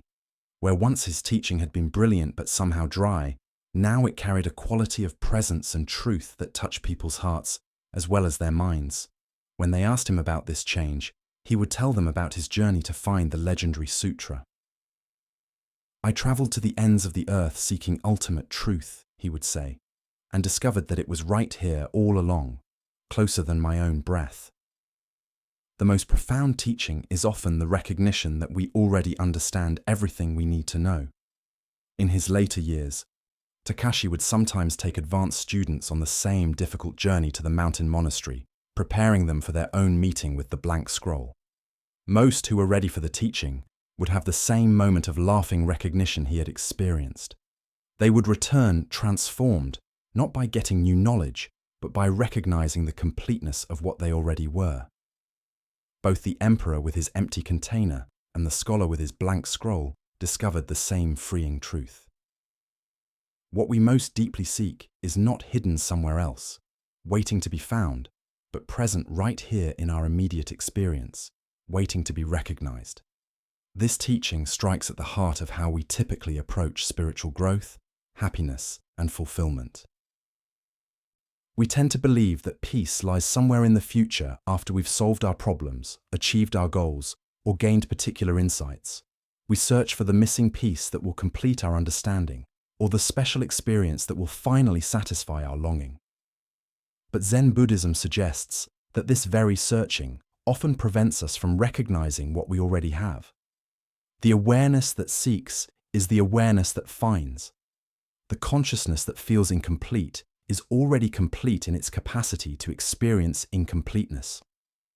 The life that longs for meaning is already meaningful in its very ability to long. This doesn't mean we should stop growing, learning, or working toward positive changes in our lives. Takashi continued his scholarly work, and the emperor continued ruling his kingdom. But both discovered that their deepest satisfaction came not from achieving something new, but from recognizing the fullness of what was already present. As you settle into sleep tonight, you might gently consider what you've been seeking that could already be here. What peace are you hoping to find in the future that might be available right now? What understanding are you working toward that could be present in this very moment of awareness? The blank scroll and empty container remind us that sometimes the most profound teachings come through subtraction rather than addition, through recognizing what we already are, rather than trying to become something different. Your awareness right now, tired and ready for rest, is not lacking anything essential. The consciousness that experiences sleepiness, the life force that has carried you through this day, the simple presence that notices your breathing. This is not a stepping stone to something better. This is the destination itself, already complete, already perfect, already at peace. Let your body release completely now into the support beneath you. Feel your breathing slow and deepen naturally. Trust that the rest you seek is not something you must achieve, but something you can simply allow. Knowing that the awareness that receives sleep is the same awareness that receives all experiences, complete, whole, and fundamentally at peace, exactly as it is. In Zen Buddhism, this recognition that what we seek is what we already are is not the end of practice, but the beginning of authentic living. When we stop looking elsewhere for completion, we can finally appreciate the extraordinary ordinariness of each moment, finding infinite richness in the simple fact of being aware, being alive, being here now. High in the mountains, where clouds floated between ancient peaks and the air carried the smell of pine and mountain herbs, there stood a monastery known for the dedication of its students. Among these serious practitioners lived a young monk named Jishin, who had been struggling with his meditation practice for many months. Jishin's problem was not lack of effort or commitment. He sat for hours each day in the meditation hall, his back straight and his attention focused. He followed all the instructions he had received from his teachers. He studied the classic books and participated faithfully in all the monastery's activities. Yet despite all his sincere efforts, inner peace seemed to escape him like water slipping through his fingers. The harder Jishin tried to achieve a calm mind, the more upset his thoughts became. When he attempted to concentrate on his breathing, his mind would wander to worries about whether he was breathing correctly. When he tried to empty his awareness of all thoughts, more thoughts would come up to fill the space. When he worked to keep perfect posture, his body would become tight and uncomfortable. Most frustrating of all, Jishin would have short moments during meditation when his mind would become naturally quiet and peaceful. But as soon as he noticed these states and tried to hold on to them, they would immediately disappear. The more desperately he reached for these experiences of calm, the more quickly they seemed to slip away. This pattern of grabbing and losing began to take over not just Jishin's meditation practice, but his entire approach to life. He would have pleasant conversations with other monks, then spend hours afterward trying to recreate the exact conditions that had made those interactions so enjoyable. He would experience moments of appreciation for the natural beauty around the monastery, then exhaust himself attempting to manufacture those same feelings of wonder. After one particularly frustrating meditation session, where he had spent the entire hour fighting with his restless mind, Jishin decided to seek guidance from Master Sojun, the old teacher who was respected throughout the region for his deep understanding and gentle wisdom. Master Sojun lived in a small hut at the edge of the monastery grounds, surrounded by a simple garden where he grew vegetables and tended flowering plants. When Jishin approached his home that afternoon, he found the old teacher sitting quietly outside, drinking tea and watching white clouds float slowly across the blue sky. "Master," Jishin said, bowing respectfully and sitting onto the ground beside the teacher's bench, "I need your help. I have been practicing meditation faithfully for many months, but I cannot seem to find the lasting peace that other students describe. Every time I experience a moment of calm, I try to hold on to it, but it disappears immediately. How can I learn to keep peaceful states of mind?" Master Sojun continued looking up at the sky for a long moment before answering. When he finally spoke, he pointed toward a particularly beautiful cloud that was floating above them, its edges lit up by the afternoon sunlight. "Look at that cloud," the master said gently. "Do you see how gracefully it moves across the sky?" Jishin looked up and admired the cloud's elegant shape and the way it seemed to glow with inner light. "Yes, Master, it's very beautiful." "Tell me," Master Sojun continued, "is that cloud trying to hold on to the sky?" The question puzzled Jishin. "No, Master, clouds don't try to hold on to anything. They just float naturally." "And does the sky try to grab the cloud and keep it in one place?" "No, the sky doesn't grab anything either. It just allows the cloud to move through it." Master Sojun nodded approvingly. "Yet notice how perfectly they exist together. The cloud belongs completely to the sky, and the sky contains the cloud without effort. Neither needs to struggle or reach for the other." Jishin began to sense that this simple observation contained a teaching about his meditation difficulties, but he wasn't entirely sure how to apply it. "Your peaceful mind," Master Sojun explained, "is like the sky, and your thoughts and experiences are like clouds that pass through this sky. When you try to grab the peaceful moments and make them permanent, you are like someone trying to capture clouds with their hands." The master picked up a handful of air and opened his palm, showing its obvious emptiness. "The harder you squeeze, the more surely whatever you're trying to hold will slip away." "But Master," Jishin protested, "if I don't try to maintain peaceful states, won't I just lose them completely?" "Watch the cloud again," Master Sojun said, pointing to the same white shape that was now floating toward the western horizon. "Is it lost because it's moving? Is its beauty less because it's not permanent?" As Jishin watched the cloud's gradual movement across the huge sky, he began to understand something profound. The cloud's beauty was not dependent on staying in one place. In fact, its graceful movement was part of what made it so lovely to watch. and the sky's hugeness was not threatened by the cloud's eventual disappearance. The sky remained perfectly itself, whether it contained many clouds, few clouds, or no clouds at all. The peace you seek, Master Sojun continued, is not a particular state that comes and goes like a cloud. It is the sky itself, the big open awareness that remains unchanged, whether it contains peaceful thoughts or upset thoughts, pleasant experiences or difficult ones. Over the following days, Jishin experimented with this new understanding during his meditation practice. Instead of trying to create peaceful states, he practiced resting in the awareness that could watch all states without being disturbed by them. Instead of grabbing for calm experiences, he learned to appreciate the space that contained both calm and restlessness equally. The change in his practice was remarkable. When peaceful moments arose naturally, Jishin could enjoy them fully without the anxiety of trying to make them permanent.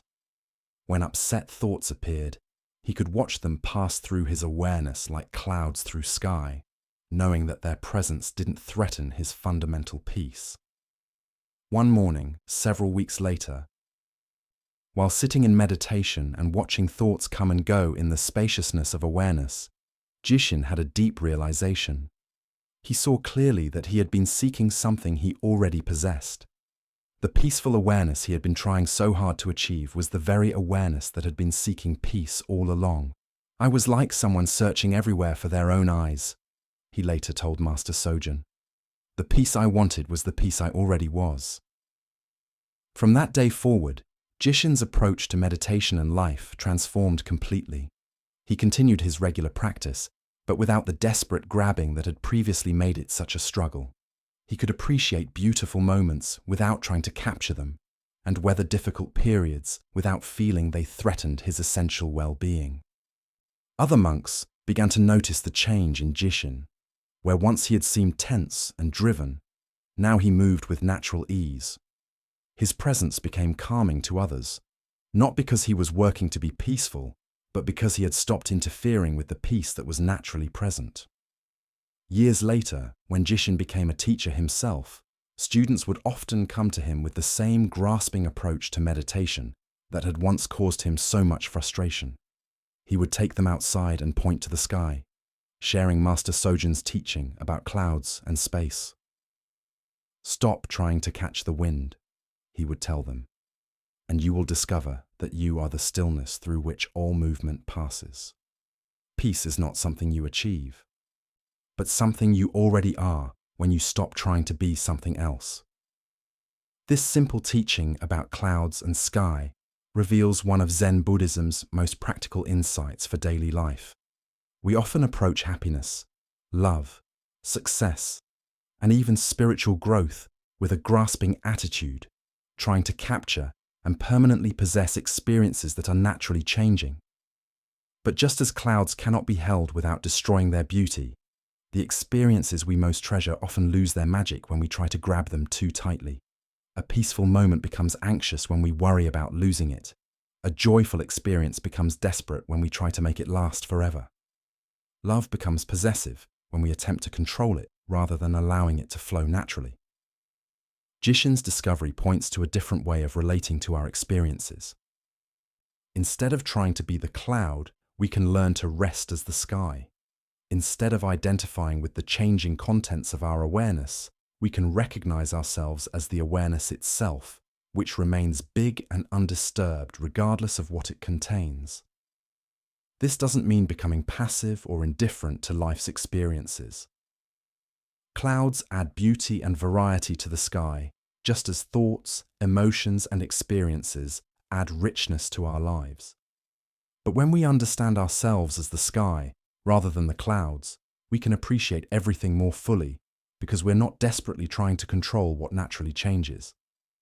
In a busy market town, where merchants shouted about their goods and travelers stopped to rest on their journeys, there lived a man named Ryokan who owned nothing but the simple clothes on his back and a small wooden bowl for collecting food. Most people in the town considered him one of the poorest individuals they had ever met. Yet those who took time to observe him closely noticed something puzzling.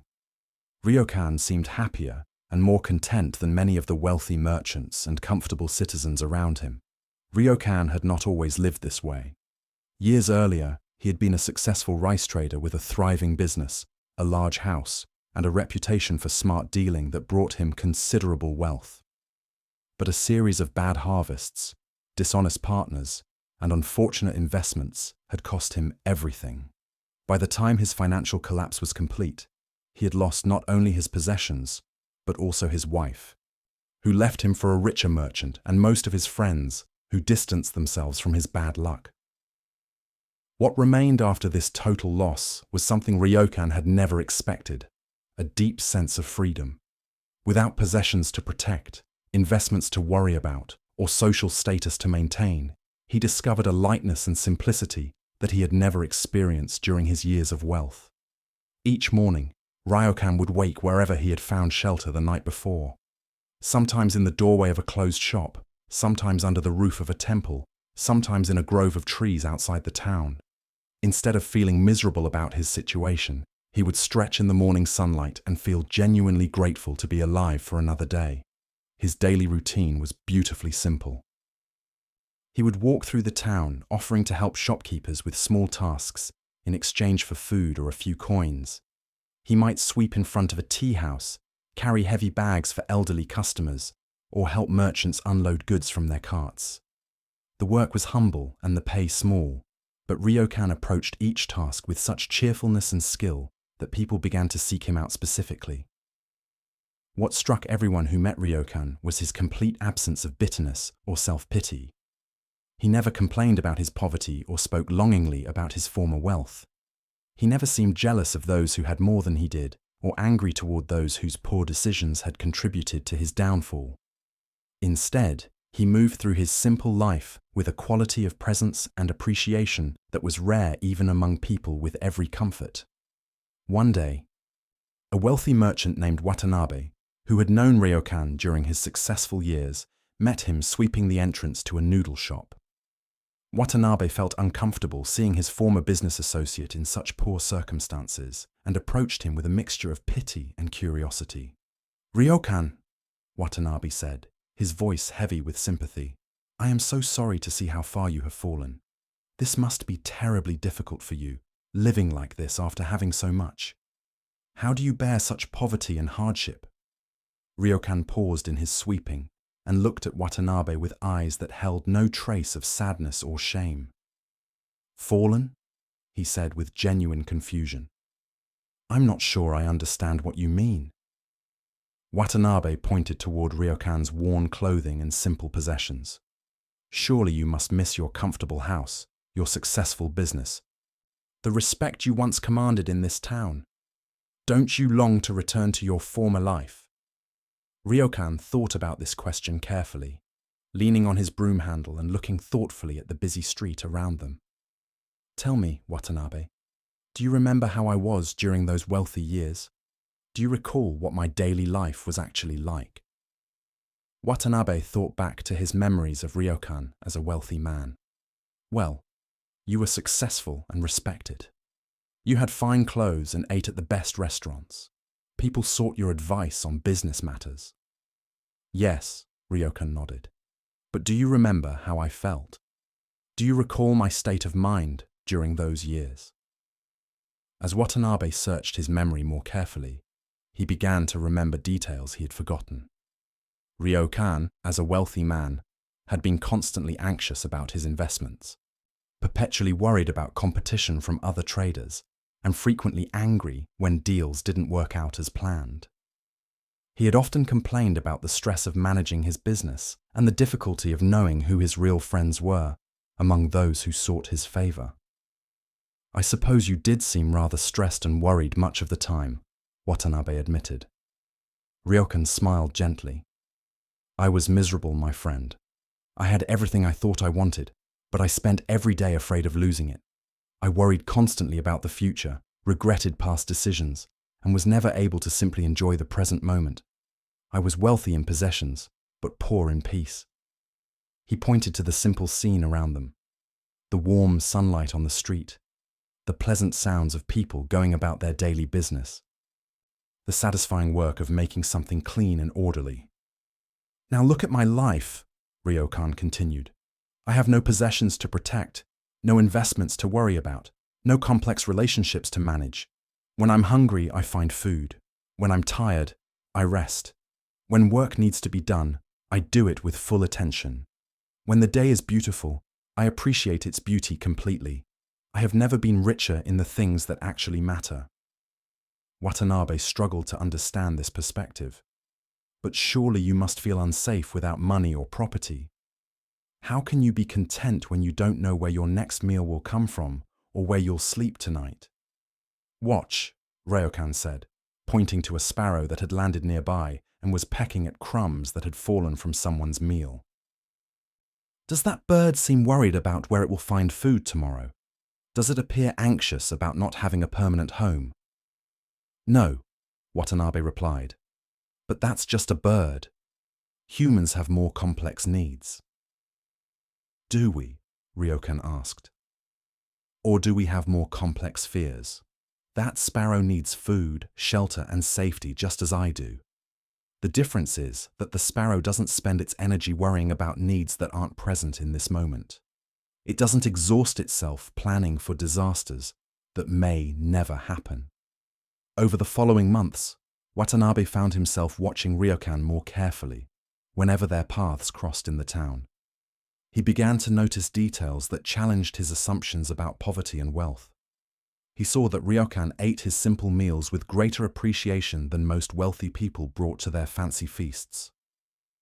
He observed that Ryokan slept more peacefully under the stars than many rich merchants slept in their comfortable beds, tossing and turning with worry about their businesses. He noticed that Ryokan's friendships, though few, were deeper and more genuine than the complex web of obligations and calculations that characterized most business relationships. Most remarkably, Watanabe began to see that Ryokan possessed a quality of presence and joy that made him genuinely attractive to others, not because of what he could provide them, but simply because of who he was. Children would run to greet him when they saw him in the street. Elderly people would seek out his company for conversation. Even other merchants, despite his poverty, would pause in their busy lives to exchange friendly words with him.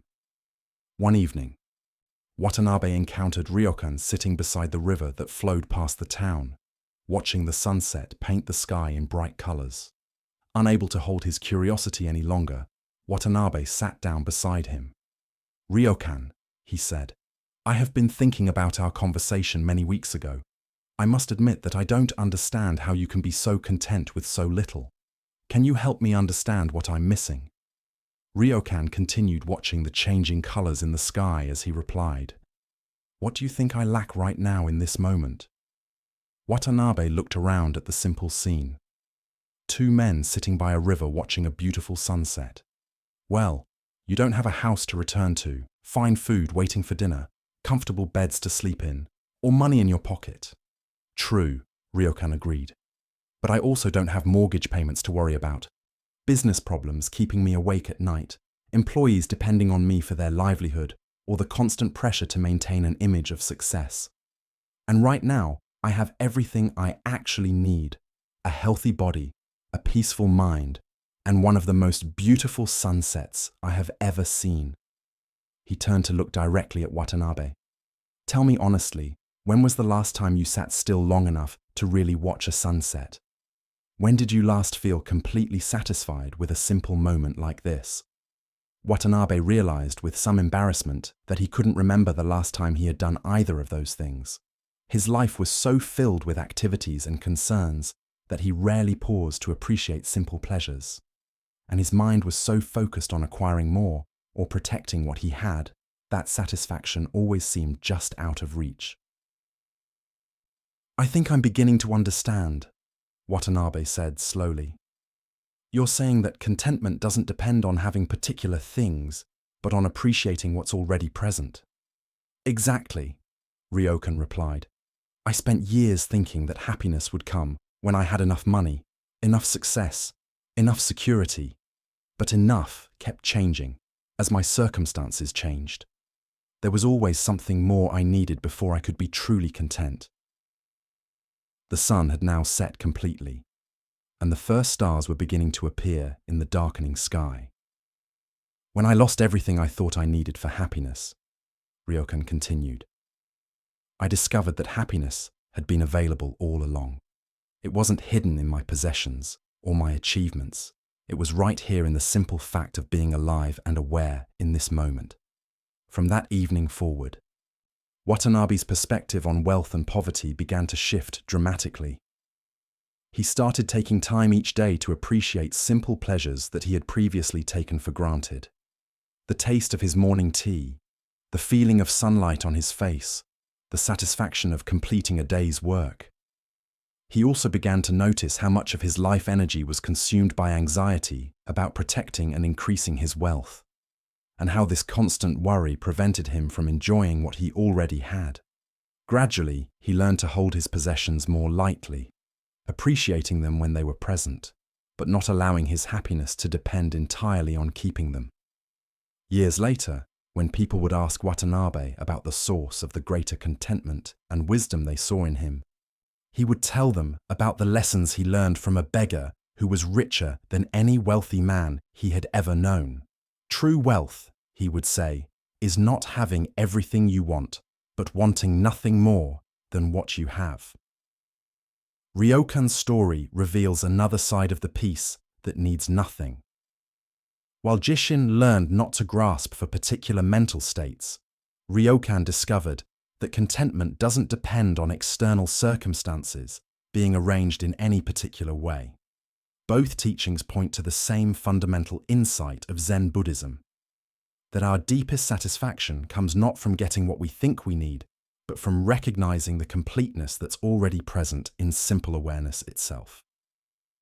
This understanding challenges one of the most persistent beliefs in human culture, that happiness depends on having the right combination of external conditions. We tend to think that we'll be content when we have enough money, the right relationship, better health, more success, or fewer problems. But both the cloud-watching monk and the contented beggar discovered that peace is available right now, independent of whether our circumstances match our preferences. This doesn't mean we should stop working toward reasonable goals or taking care of our practical needs. Jishin continued his meditation practice, and Ryokan continued seeking food and shelter. But both learned that their fundamental well-being didn't depend on these activities succeeding in any particular way. The sparrow that Ryokan pointed to offers a perfect example of this principle. Birds work hard to find food and build nests, but they don't seem to suffer from anxiety about whether their efforts will be successful. They respond appropriately to their immediate needs, without exhausting themselves with worry about distant possibilities. Human beings have the unique gift of being able to plan for the future and learn from the past. But this same capacity can become a source of suffering when we use it to constantly compare our present circumstances to imagined alternatives. We can spend so much energy wishing things were different that we miss the beauty and sufficiency of what's actually here. As you settle deeper into rest tonight, you might gently notice what you've been waiting for in order to be content. What conditions do you believe need to be met before you can truly relax and feel satisfied? See if you can practice Ryokan's discovery, finding completeness in this simple moment of rest, independent of whether tomorrow brings what you hope for or prefer. Both stories in tonight's teaching point to the same freeing truth. The peace you seek doesn't need to be earned, achieved, or acquired. It's the natural state of awareness when it stops reaching for something else, stops grabbing for different conditions, stops waiting for a better moment to be satisfied. Like the sky that contains all clouds without being disturbed by any of them. Like the sparrow that meets each moment's needs without anxiety about the future. Your own deepest peace is always available, needing nothing added to be complete. Let your breathing slow even more. Now feel your body releasing completely into the support beneath you. Rest in the awareness that needs no particular experience to be at peace. That finds enough in the simple fact of being aware, being alive, being here now. In Zen Buddhism, this recognition that peace needs nothing is not a philosophy to believe, but a reality to experience directly. Tonight, as sleep comes naturally without your effort or control, you can practice this same trust in the completeness of each moment, knowing that awareness itself is already whole, already satisfied, already home.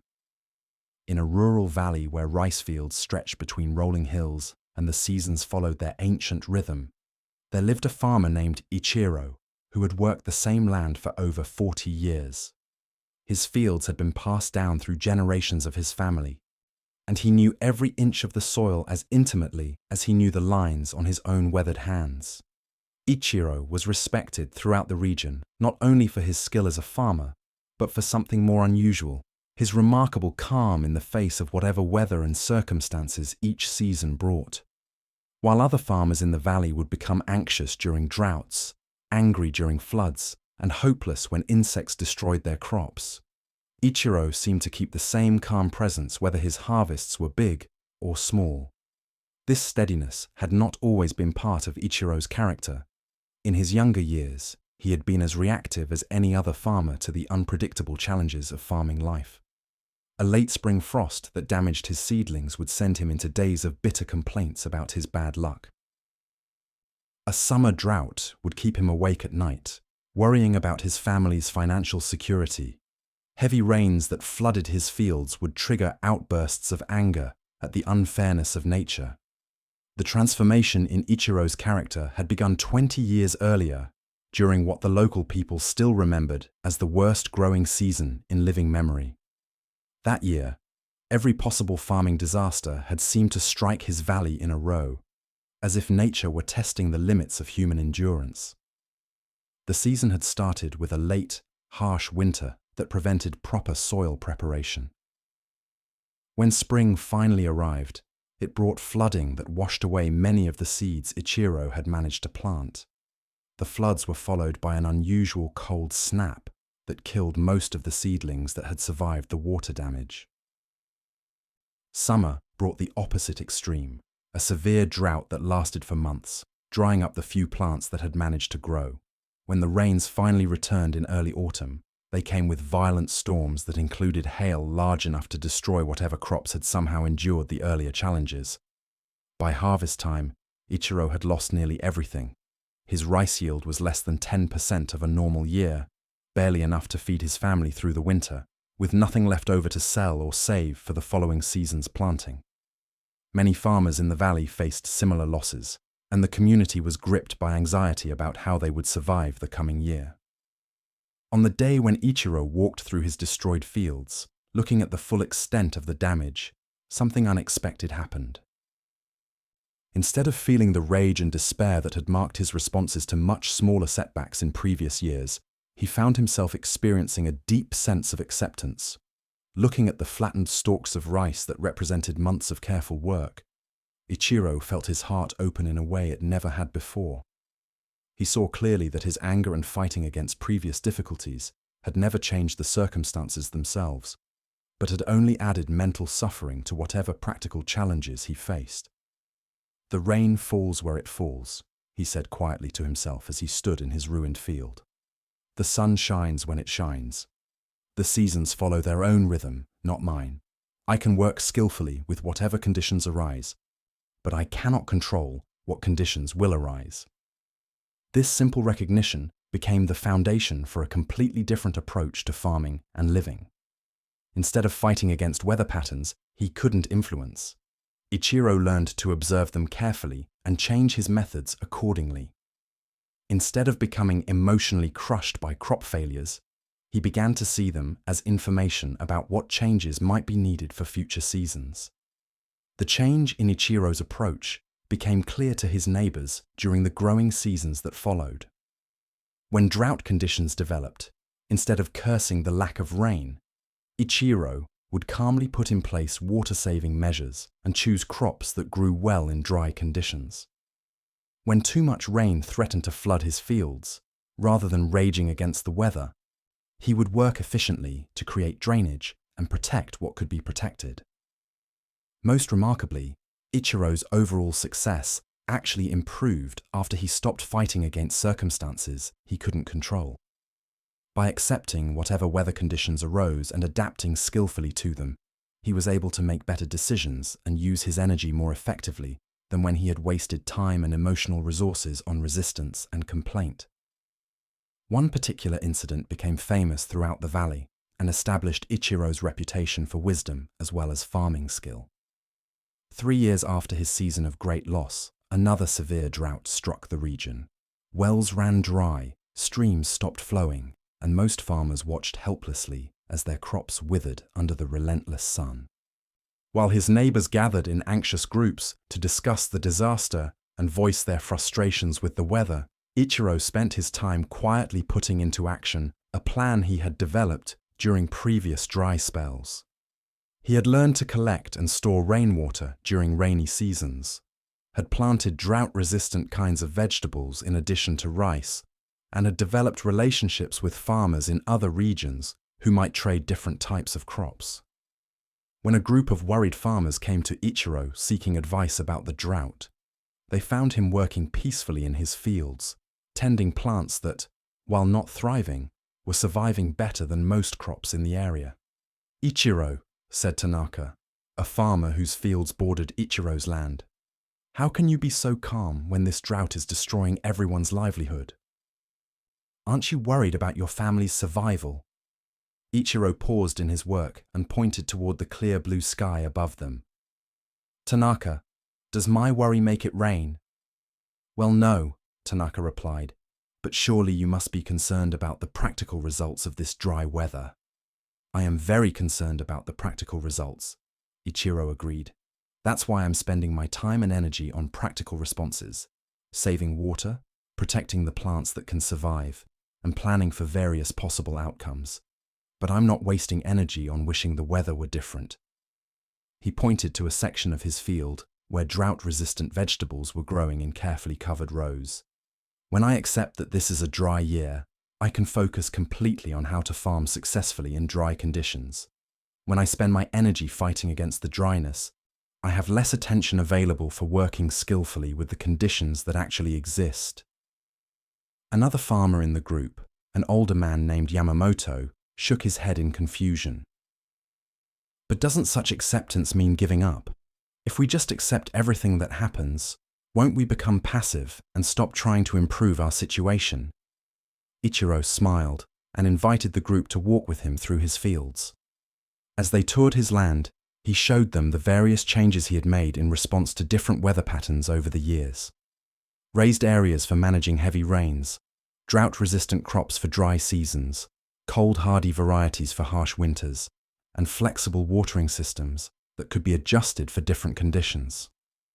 "As you can see," Ichiro explained, "acceptance doesn't mean doing nothing. It means putting all my energy into responding wisely to what is actually happening, rather than dividing my energy between useful action and useless resistance." He stopped beside a small group of trees he had planted to provide wind protection and shade. "These trees exist because I accepted that this area of my land is exposed to strong winds and hot sun. If I had spent years complaining about the wind and sun, I would never have thought to plant trees. Acceptance allowed me to see clearly what was needed." Over time, other farmers in the valley began to adopt Ichiro's approach to farming challenges. They learned to observe weather patterns without emotional upset, to plan for various possibilities without anxiety, and to change their methods based on actual conditions rather than ideal preferences. The practical benefits of this approach became clear during later difficult seasons. The farmers who learned to accept and work with challenging conditions consistently achieved better outcomes than those who wasted energy fighting against what they couldn't control.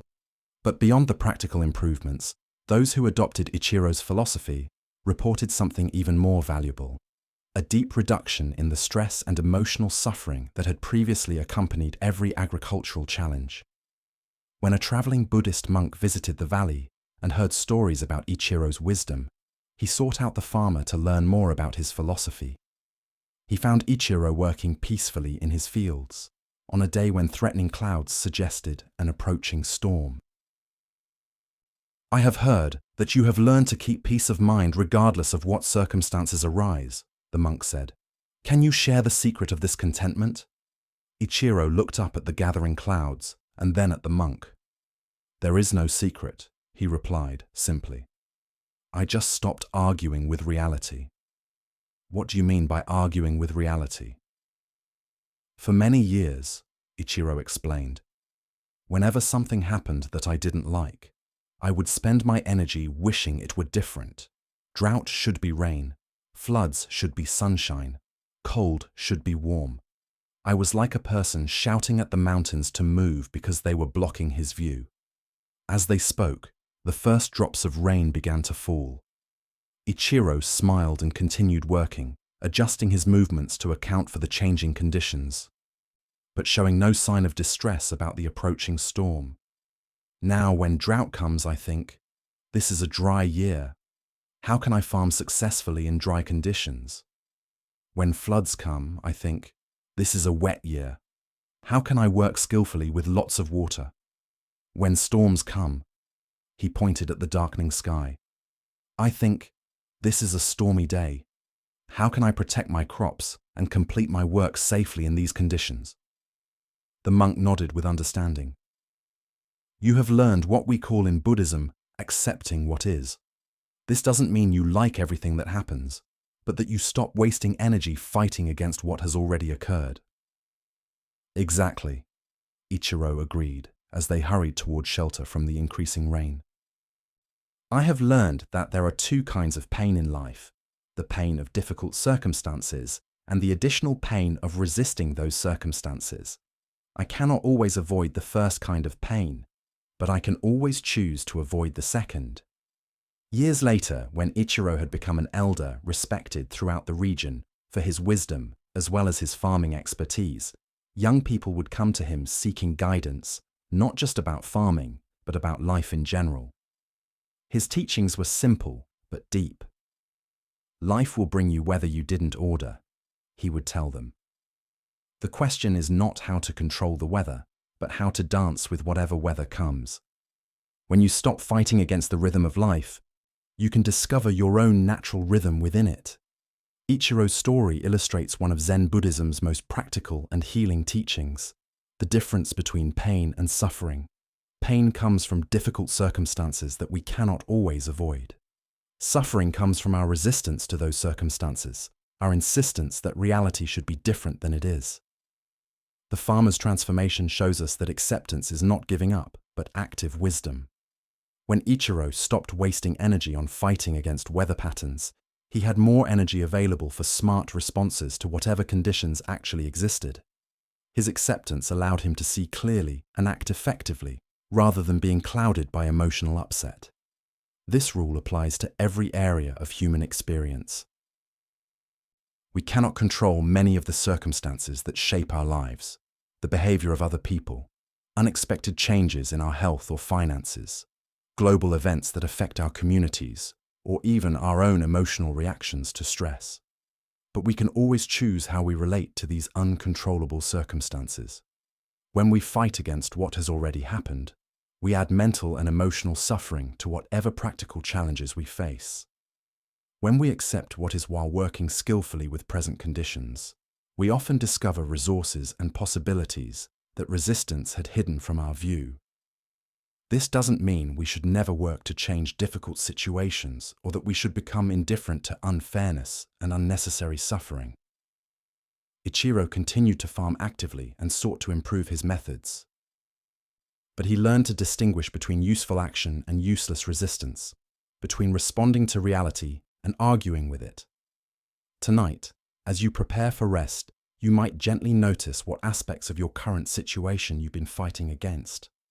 What circumstances have you been wishing were different? Perhaps burning energy on resistance that could be directed towards skillful response. See if you can practice Ichiro's wisdom, accepting what is while remaining fully engaged with life as it actually unfolds. At a mountain monastery where winter brought months of deep snow and bitter cold, there lived a young student named Sato who had been struggling with periods of deep sadness and emotional darkness that seemed to fall upon him without warning or obvious cause. These episodes would arrive like sudden weather changes, turning Sato's normally cheerful mood into something heavy and grey. During these times, he would lose interest in his studies, find no pleasure in activities he usually enjoyed, and feel as though a thick fog had settled over his mind, making even simple tasks feel overwhelming and difficult. Sato had tried many approaches to fight these dark moods. He would force himself to keep his usual schedule, hoping that activity would lift his spirits.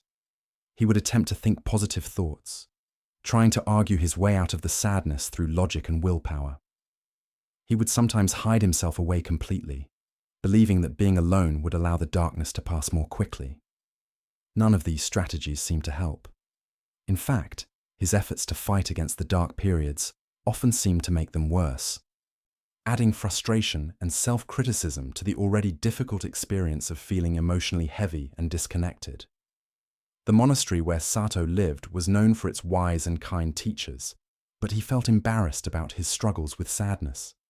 In a community dedicated to growing peace and joy, he worried that his periodic darkness showed some deep failure in his spiritual development. Master Daitsu, the older leader of the monastery, was famous for his deep understanding of the human mind and heart. Students from many regions sought his guidance for dealing with difficult emotions and mental states. But Sato had always hesitated to approach him, fearing that the master would judge his struggles as proof of poor practice or commitment.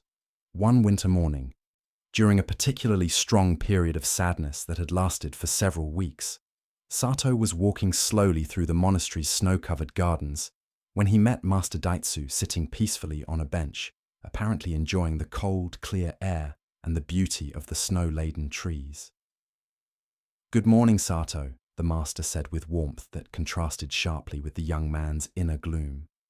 "Come sit with me and watch the snow fall." Sato approached hesitantly and sat beside the master on the cold wooden bench.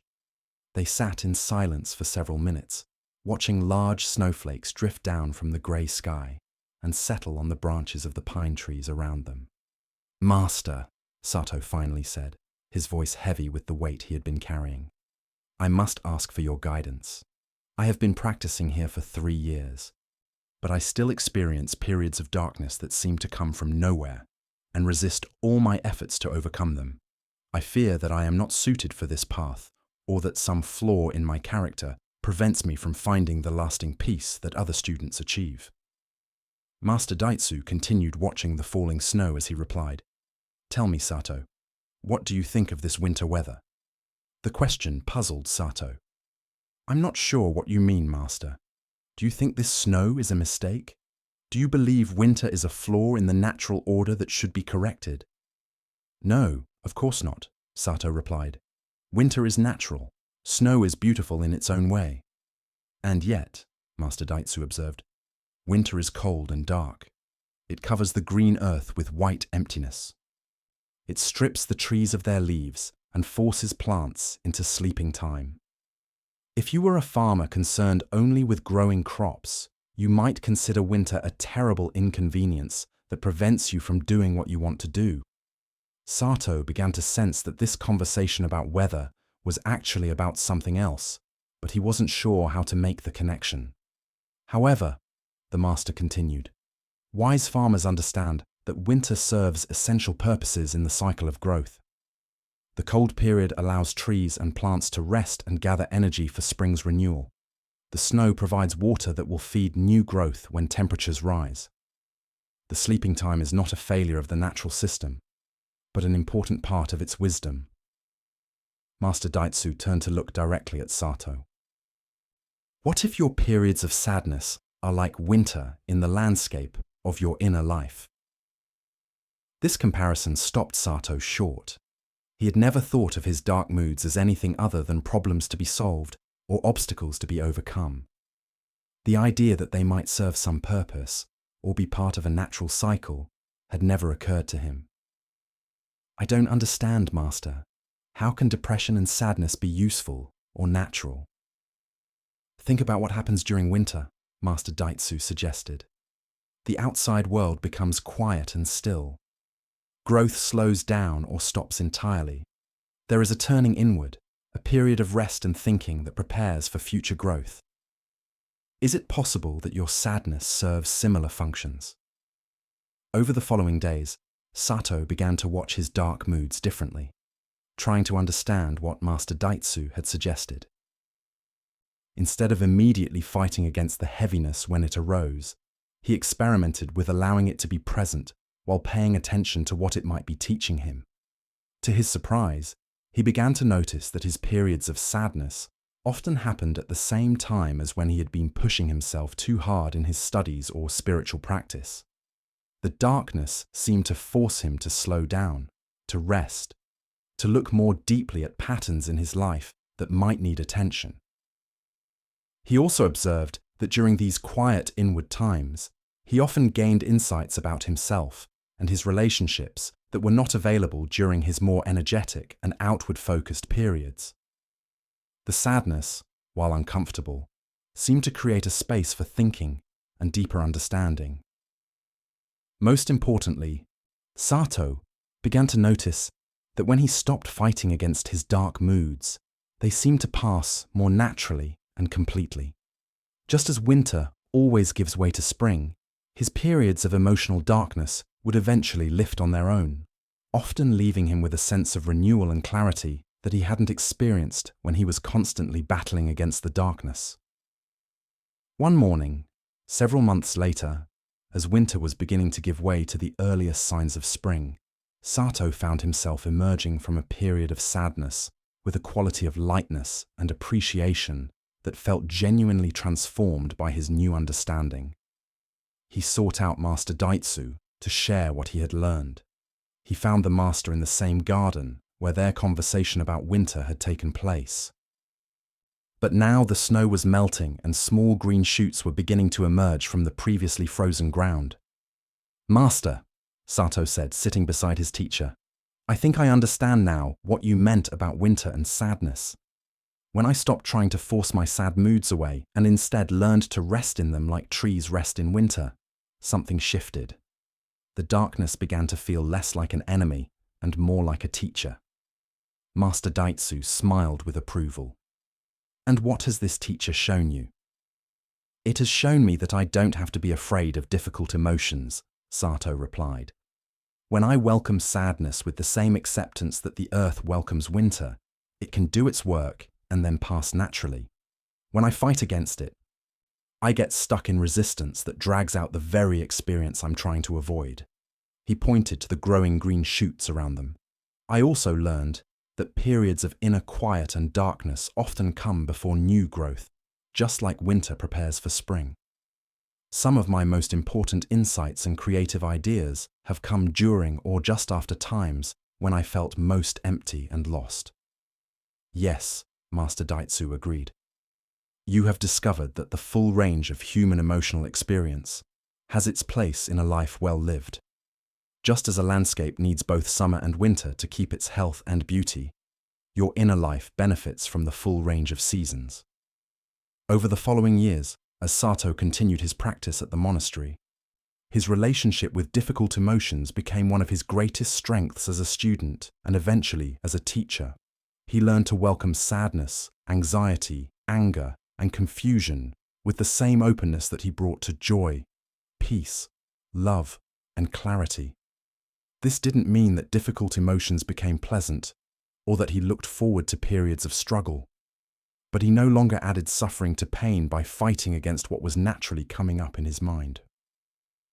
Like a skilled gardener who works nicely with all seasons, Sato learned to find appropriate responses to whatever emotional weather was present. When other students came to him struggling with their own difficult emotions, he would share the wisdom of winter acceptance. "Don't try to skip winter and go straight to spring," he would tell them. "Winter has its own gifts and its own necessity. When you learn to rest in darkness as peacefully as you rest in light, you discover that your true nature is the awareness that remains unchanged through all seasons of experience." Sato's story reveals another part of the acceptance that Zen Buddhism teaches. While Ichiro learned to accept outside circumstances beyond his control, Sato discovered how to embrace the inside weather of emotions and mental states that arise without our choosing. Many of us have been taught to view difficult emotions as problems that need to be fixed immediately. We live in a culture that often treats sadness, anxiety, anger, or confusion as signs of failure or problems, rather than natural responses to the challenges and changes that life brings.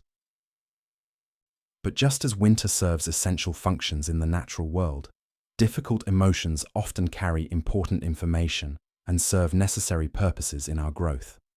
Sadness can help us process loss and change. Anxiety can alert us to real concerns that need attention. Anger can show when our boundaries are being crossed. Confusion can indicate that we're meeting something new that requires deeper understanding. The key insight that Sato discovered is that fighting against difficult emotions often drags them out and makes them stronger. When we try to force ourselves out of sadness or push away anxiety through pure willpower, we often create extra layers of frustration and self-criticism that make the original difficulty worse. Acceptance of emotional states doesn't mean we become lazy or stop taking care of our mental health.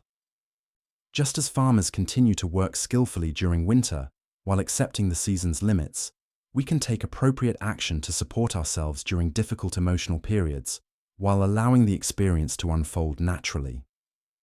This might mean seeking professional help when depression becomes severe, practicing stress reduction techniques during anxious periods, or expressing anger in healthy ways when it arises. But it also means trusting that emotional weather, like outside weather, has its own natural cycles that don't require our constant management and control. Tonight, as you prepare for the rest your body and mind need, you might practice both forms of acceptance that these stories illustrate.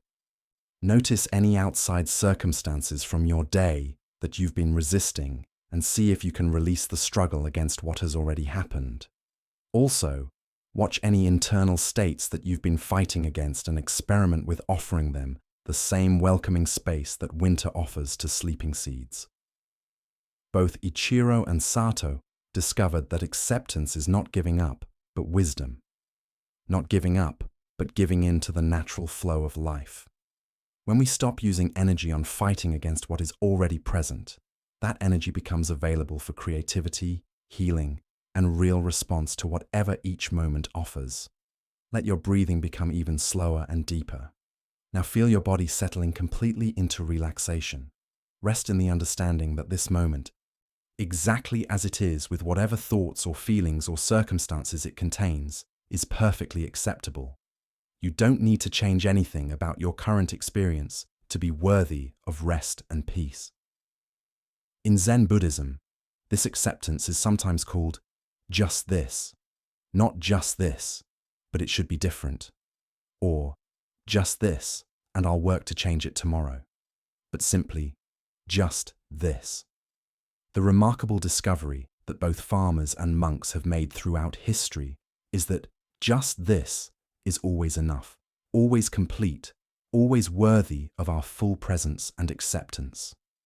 Sleep peacefully in this understanding, knowing that whatever dreams or rest or experiences the night brings, your fundamental nature remains like the awareness that watches all seasons without being changed by any of them. This awareness needs no improvement, no adjustment, no different circumstances to be perfectly itself. The acceptance that brings deepest peace is not the acceptance of giving up, but the acceptance of love. Meeting life with the same unconditional welcome that space offers to all the different forms that appear within it. Finding in this welcome the freedom to respond wisely to whatever each moment presents. In a peaceful valley where a small temple sat beside terrace fields and bamboo groves, the morning had started with the rumble of thunder echoing through the mountains. Dark clouds had gathered before dawn, and lightning had split the sky several times before the storm moved on, leaving the air fresh and clear. Brother Shinran had been sweeping the temple courtyard when the thunder rolled through the valley. Not long after the storm passed, the quiet was suddenly broken by the thundering sound of hooves.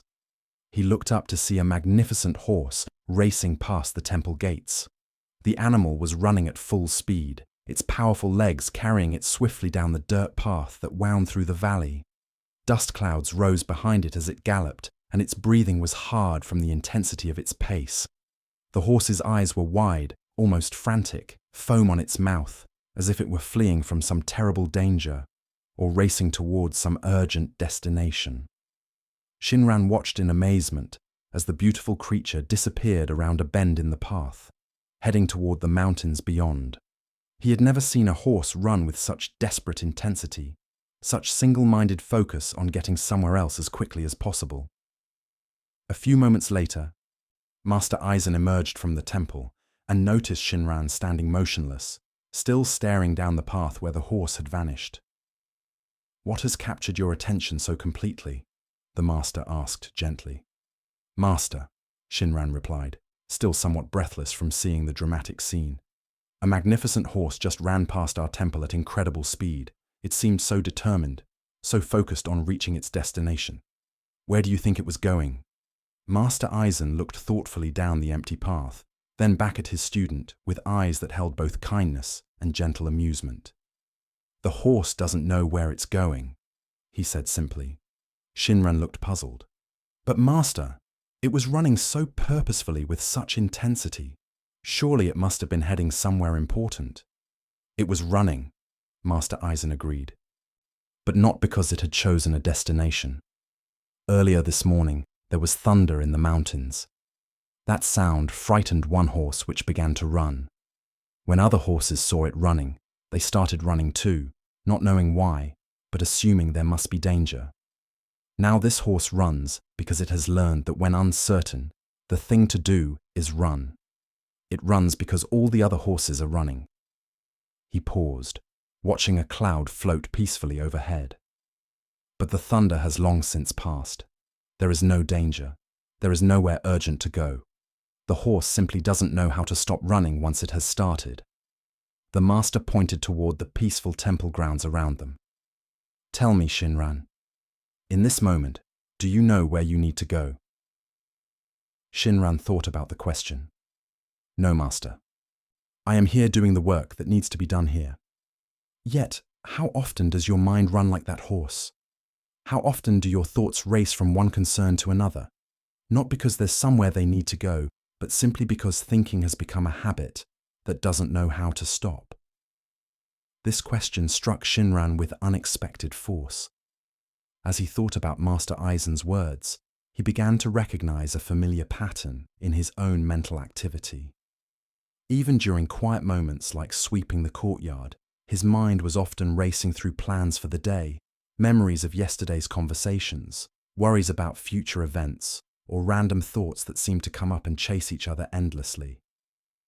"I think I understand, Master," Shinran said slowly. "My mind often runs without purpose, just like that horse. Even when I'm doing simple tasks that require no planning or thinking, my thoughts keep racing from one thing to another." "Yes," Master Aizen nodded with approval. "Most people live with minds that run constantly, but they rarely stop to ask where all this mental activity is taking them. They assume that because the mind is busy, it must be doing something important." Over the following days, Shinran began to watch his own mental patterns more carefully. He noticed that his thoughts often raced through elaborate stories about future conversations, replayed past interactions with endless changes, or jumped randomly from topic to topic without any clear purpose or direction. During meditation, he would watch thoughts come up and chase each other through his awareness like wild horses galloping across an open plain. Some thoughts seemed to run toward imagined goals, others appeared to flee from uncomfortable feelings, and many simply ran because the habit of mental movement had become so deeply ingrained. One morning, while sitting in meditation and watching this internal circus of racing thoughts, Shinran suddenly experienced a moment of deep stillness. For just a few seconds, the mental running stopped completely, and he found himself resting in a big, open awareness that needed no movement, no destination, no urgent purpose. In that moment of stillness, Shinran understood what Master Aizen had been teaching him about the running horse. His thoughts had been racing, not because they had important places to go, but because they had developed the habit of constant movement. Like the horse that continued running long after the thunder had passed, his mind kept generating activity long after any real need for mental work had ended. When the brief moment of stillness passed and thoughts began coming up again, Shinran didn't try to chase them away or force them to stop. Instead, he watched them with gentle curiosity, the way he might watch clouds passing through an empty sky. Some thoughts seemed to be running toward imaginary goals. Others appeared to be fleeing from uncomfortable feelings, and many simply ran because running had become their nature. Over the following weeks, as Shinran continued to practice this gentle observation of mental activity, something remarkable began to happen. The thoughts didn't stop coming, but they slowly lost their frantic quality. Like a horse that finally realizes there is no predator chasing it, his mental activity began to slow down naturally when it was no longer fed by the anxiety of trying to get somewhere. "Master," Shinran said one evening after a particularly peaceful meditation session, "I think I understand now what you meant about the running horse. My thoughts were racing because they had forgotten how to be still, not because they had anywhere important to go." Master Eisen nodded with approval. "Yes, and what have you discovered about the nature of this stillness?" "I've learned that stillness is always here," Shinran replied. "It's not something I have to create or achieve. It's the space in which all the mental running happens. When I stop trying to control or direct my thoughts, they naturally slow down and eventually settle like a horse that finally stops running and remembers it can simply graze in the field where it already stands." "And how has this understanding changed your daily life?" Shinran thought about the question carefully. "I noticed that much of my mental activity was unnecessary movement, like the horse running from thunder that had already passed. When I catch my mind racing through endless stories or worries, I can ask myself, is there really somewhere this thinking needs to go, or is it just running from old habits?" He paused, listening to the peaceful evening sounds around the temple. "Most of the time, I discover that my thoughts were running because they had forgotten how to rest, not because there was any real urgency or important destination." From that day forward, Shinran's practice grew much deeper. He learned to tell the difference between useful mental activity that had a real purpose and the restless thinking that came up simply from the habit of staying busy. Like a skilled horseman who knows when to give his horse direction and when to let it rest, Shinran developed the ability to use his mind when focus was needed and allow it to settle into natural stillness when no mental work was required. Years later, when other students would come to him struggling with racing thoughts and mental restlessness, Shinran would often tell them about the morning he watched a magnificent horse run past the temple. "The mind is like that horse," he would explain. "It runs because it has learned that running is what minds do, not because it knows where it's going." Once you understand that most mental activity is just old habit, you can begin to appreciate the stillness that was always here, waiting beneath all the unnecessary movement.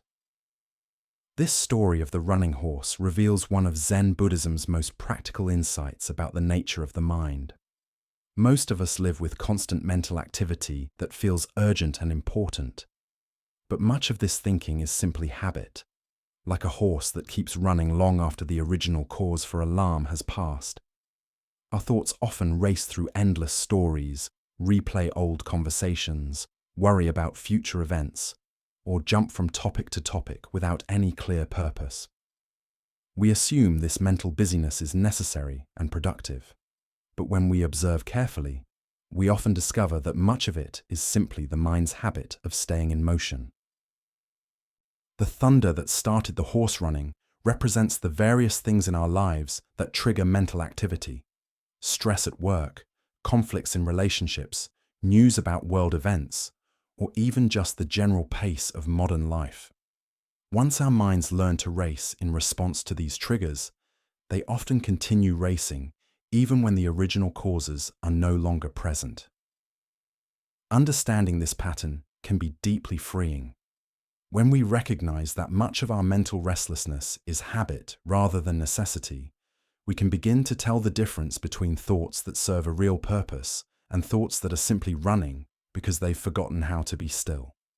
Tonight, as you prepare for rest, you might gently observe your own mental activity. Notice if your thoughts are racing towards some important destination, or if they're simply running because running has become their habit. See if you can find the stillness that Shinran discovered, the big open awareness that remains peaceful whether the thoughts are moving quickly or slowly. As our journey through the wisdom of Zen Buddhism draws to its natural close, You've traveled far tonight, not in distance, but in understanding.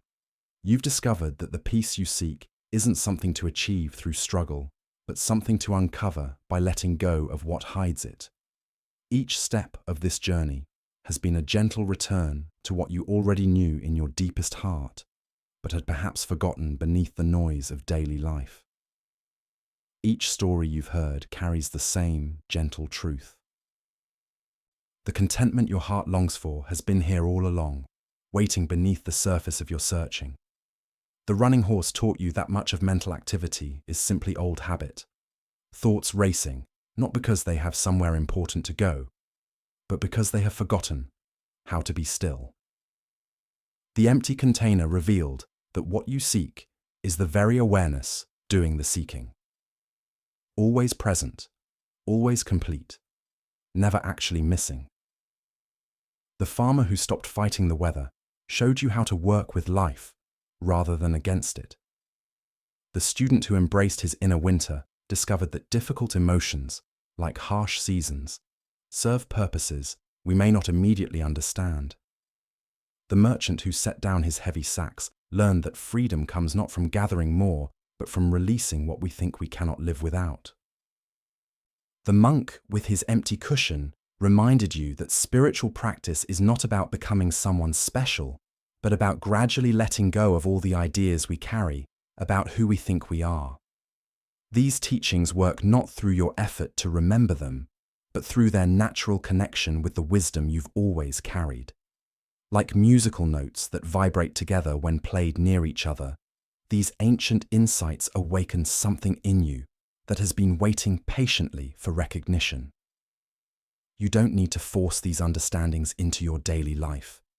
They will emerge naturally, the way flowers bloom when conditions are right, bringing greater ease to your relationships, your work, and your relationship with yourself. You don't need to remember every detail or solve every problem before you sleep. The deep rest that awaits you comes not from having everything figured out, but from trusting that you can meet whatever arises with the same natural wisdom that beats your heart and breathes your breath without your effort. This trust is not something you must create, but something you can simply stop preventing, like removing the walls that block sunlight rather than trying to make light. Let your body sink completely into relaxation. Now feel yourself releasing into the support beneath you. Notice how your breathing slows naturally without any effort on your part. This is the same effortless intelligence that the Buddhist masters learned to trust in all areas of life. The Buddhist masters discovered that sleep is not an escape from consciousness, but consciousness returning to its most natural, effortless state. In this sacred rest, you join centuries of seekers who found that the deepest peace comes not from getting what we want, but from recognizing the completeness that needs nothing added to be perfect. As you drift towards sleep, you might sense that you're not losing consciousness, but discovering what consciousness is like when it stops trying to be conscious. This is the same awareness that witnessed all the stories tonight, that felt recognition when truth was spoken, that remains unchanged whether you're awake or asleep.